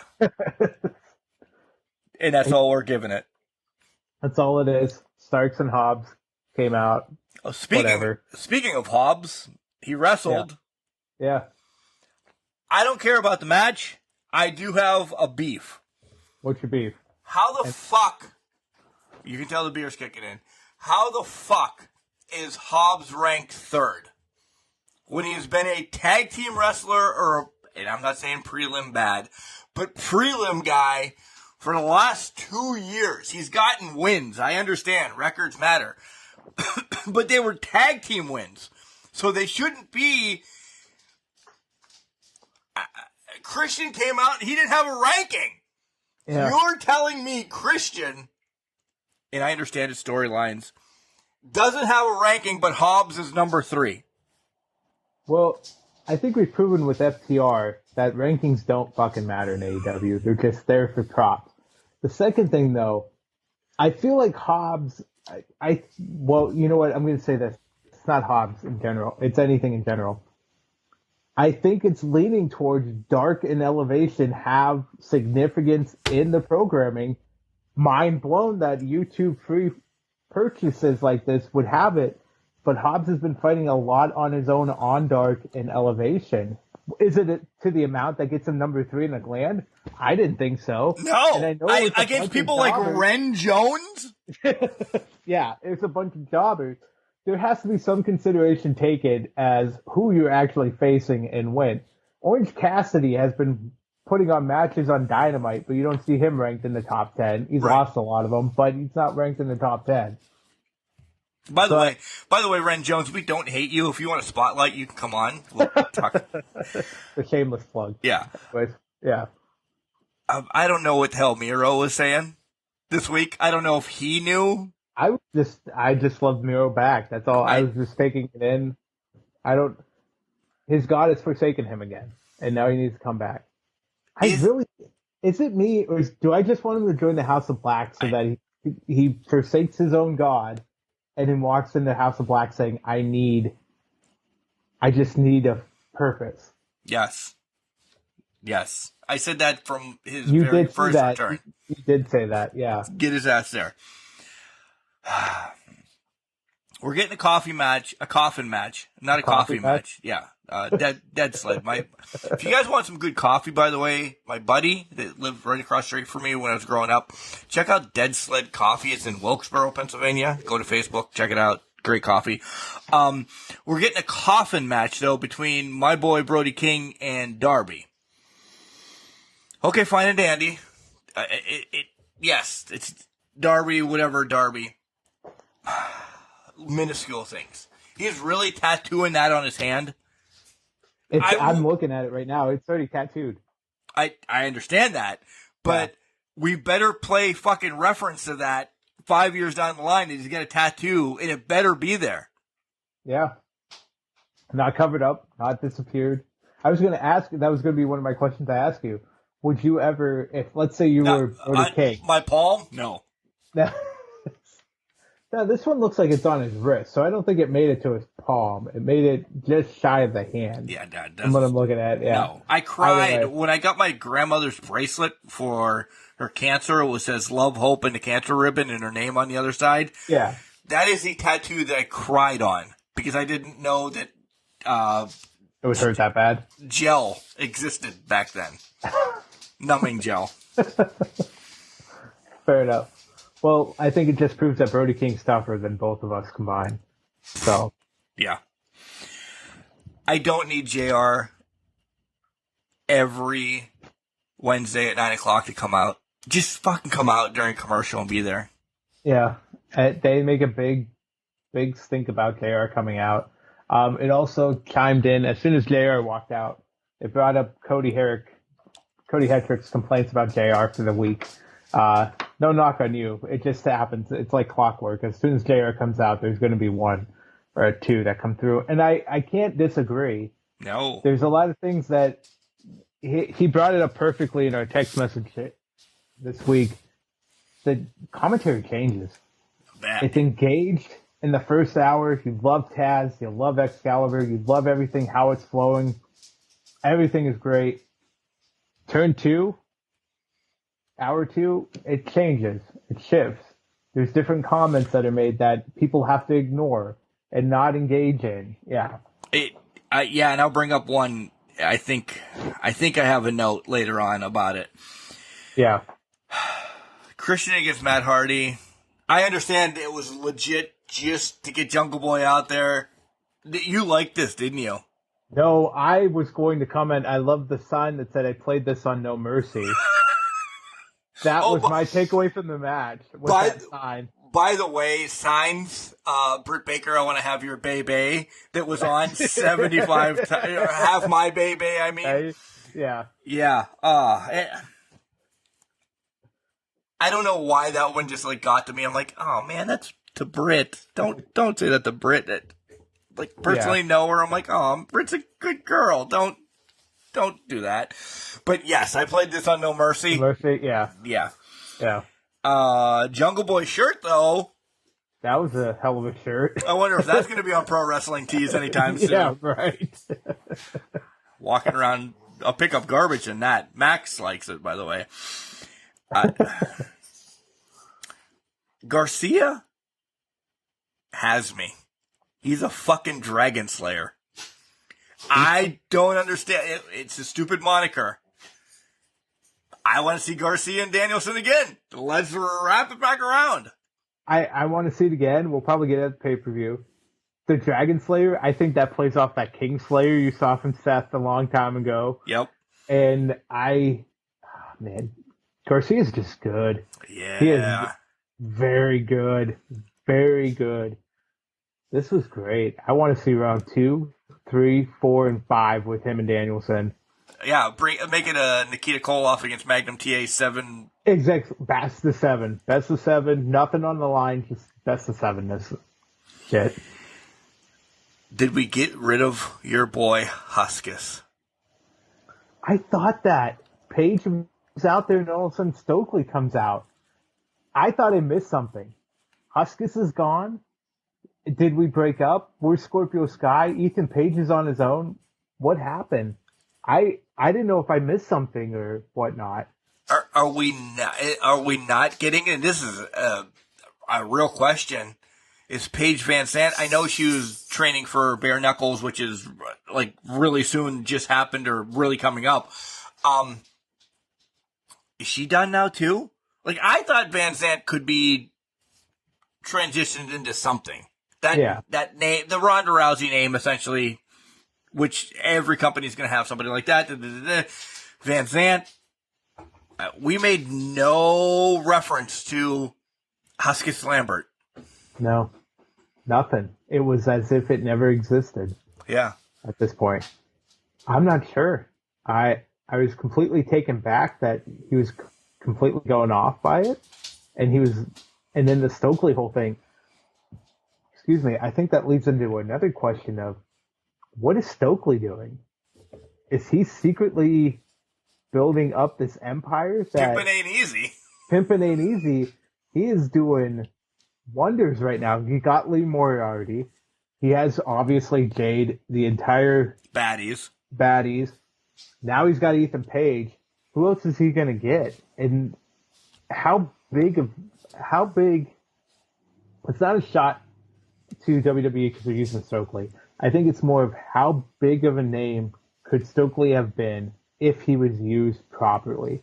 Because I think we can all agree Stokely's great on the mic. Oh my God. He's fantastic. I watch him every time he's got the mic, I'm watching him. Anytime he's on screen, I'm watching what he's doing. He can sell it.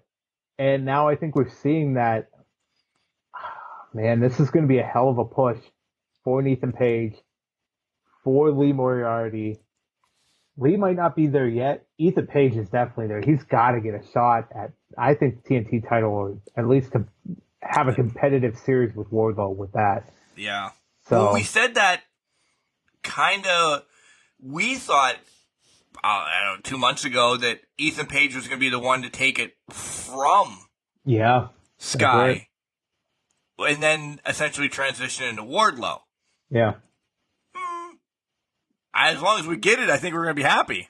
Yeah, I would agree. 2.0 and Anna. All right. I don't care about the guys. You don't care about Daddy Magic? Anna's fucking crazy now. I kind of like chaotic Anna. I love Anna choking people out. She needs to get some wins under her belt. Yeah. It's crazy Anna. And then we'll talk. Yeah. But I like agree. Slow build. Slow build, chaotic Anna. I like it. The dumpster match. I'm rubbing my head right now. How bad did you hate this? I didn't. Okay, good. I didn't. I screamed that they attacked Billy first. I love that. They brought up Vince's retirement. They brought up Biden, and we're not getting into this, but they brought up Biden in COVID. They brought up... Yeah. I'm like, holy shit. This is why they can't be on Rampage. Yeah. They can't be. They need to be live every week. Because we saw them on the music video was pre-recorded. They came out pre-recorded. It was all prior to Vince leaving. This is the first time they've been live. I thought, well, it's a couple weeks now. They're not going to say, nope, they said it. And I'm like, they're saying it. And the match itself was stupid. Like, again, McLovin. Why can I know? Super bad. It's super bad, yeah. Yeah, it was stupid like that, but I loved it. Yeah. It was everything I wanted out of it. It's a dumpster match, first of all. My big beefs are they either have somebody that's garbage man talking now. They either have somebody that's a really good artist to make it look like those were used dumpsters, or they were fucking used dumpsters, and they essentially tagged them with like Acclaim stuff and everything. But the insides of those look rusted and crappy. It looked like shit. Yeah. Yeah. Which I appreciated more than Chainsaw Charlie, McFoley, and the New Age Outlaws. Those were brand new dumpsters. Right. These were not brand new dumpsters. And I don't know, did they get out prior to the push off of... No, because you could see their foot hanging out the bottom. One of the feet were hanging out the bottom of the dumpster after the push. Billy Gunn is or not Billy Gunn, Road Dogg has released that they were pushed out. They got out because there was a cut, this, that, and the other thing. I think before they got pushed off the stage, right? When they got pushed off the stage, you saw the feet hanging out from underneath it. No, I'm saying For the New Age Outlaws. For the Outlaws. Yeah, I think they got out. Yeah. Yeah. And then I was looking, I'm like, all right, I know how this dumpster works. There's probably a side door because they cut to the Acclaim. They were doing some shit. They were scooping out. How did they not get killed? Yeah, by the way, the lids are plastic. The lids don't weigh as much as JR was saying or Taz was saying that they weigh a ton. They're fucking plastic. But the bump in that, they're hurting units. I wouldn't. No, not happening. No pad, no foam pad, no packing peanuts that were in that one are going to save them from that ride. Well, they didn't they didn't hit the foam pad. No, yeah, they barely. There was there. Yeah, it was there, but they didn't hit it. They flew. By the way, the Acclaimed, get ready. What a bunch of pussies. I can move. That was a 3-yard dumpster, by the way. They were running into the side, and I'm sitting there like, come on, guys. I can move a 3-yard dumpster by myself. All right, so there was, 500 pounds, rounding, in there. They're on good wheels. If they're greased, you can move. They sucked at pushing a dumpster. Well, they pushed it to the side. I was like, guys, what are you doing? I get this is your first time pushing a dumpster, but Jesus Christ. Drive straight. Yeah. But. Then I brought up a lot that's coming up. I said, damn, Rampage is going to be good. Mance Warner against Mox is awesome. Madison Rain's going to be on it. Battle at the Belts, we're going to get Claudio against Takechka. Roser against Hayter next week. Big. Then we get the main event. We've talked about the next 3 shows on AEW. So, Jericho against Yuta. I wanted Yuta to win. I didn't expect Yuta to win. It was a good match, but I wanted more. Yeah. Like, it wasn't what I wanted. They could have done more, right? It seemed like they kind of tapered it a little bit. Kind of like, we're not going to give you the full match that we could with this. Which is fine if they're going to have another match, right? But are they? I don't know. That's the question. I don't know if they are. It just seemed like they didn't go all out. Because we know Yuta can go all out. We know Jericho can go even further than what he did here. So what held them back is going to be the key. Is there a long-term story here that they want to run off of, or what? It seemed like they just weren't fully delivering because there's more to this in the near future. It was more hurry up, get Mox out here so we can have, I'm bringing the Lionheart. You asked for him, I'm going to bring him. Yeah. I expected that to happen. Right. Not at, what the hell time? 10:59 at night. 10:01. Yeah. Or whatever, yeah. Like, yeah. The match was short. The promo was rushed. I think I'm talking myself into saying I didn't like it. Now, if this is indicative of what's to come for the Mox Jericho match, I'm not looking forward to it. I feel like they're both going to be good performers and they're going to bring out the best in each other, obviously. But, man, if you're going to bring out the Lion Tamer, start dropping names like Lion Tamer and that, you have to start delivering on that. And this was not a good prelude to that. Even if, no matter how many times you're going to say, I'm going to stretch the shit out of you, it's just not, if it doesn't deliver beforehand, you're not going to get the same result. So, I don't know. Sorry. You're good. Kofi, I don't know. Yeah, I'm seeing it now. I don't. So, okay. Trying to watch SmackDown with the mute on, and it's like, what the fuck is going on? So anyway. Do that during an interview one time, during a pay-per-view. I told you I'd bounce back. I'm bringing it all back around. My heart of hearts needed this tonight. It was amazing. Sitting in studio. We had a guest appearance by Max. Bailey has spoken up. Yeah, several times. They're both asked out now, waiting to go OUT. So Same here. Whatever happens, happens. This was fun. I enjoy Friday nights. I do not enjoy This Is My First Beer. We'll bounce back to that. Next week will be beer again for me as well. Okay. Because I'm going to save liquor again until I'm going to get the peach. And we're going to roll with the peach on a pay-per-view night that we have to cover. Oh, okay. Yeah. All right. Yeah. I'm gonna get the pumpkin in the freezer for that to chill off. Yeah. And enjoy that nice little whiskey for it then. Yeah. So, I got nothing else. I'm stalling now. I got nothing else either. This is gonna be a fun week. Fun wrestling week. But I'm glad this has provided you with your little getaway and to help your mental health here. It is. And help you out. And that's again, that's what it's about, folks. We started the show by this. It shouldn't be, and I'm going to wrap it up like this, and we'll touch on it all the time. By the way, do you want to go to Cleveland Monday? I know, it's very tempting, isn't it? It really is.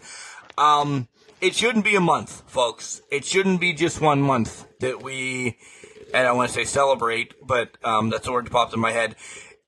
Mental health awareness should be talked about all the time. We have opened up, and if this is a wrestling and mental health podcast from now on, clearly fine with it.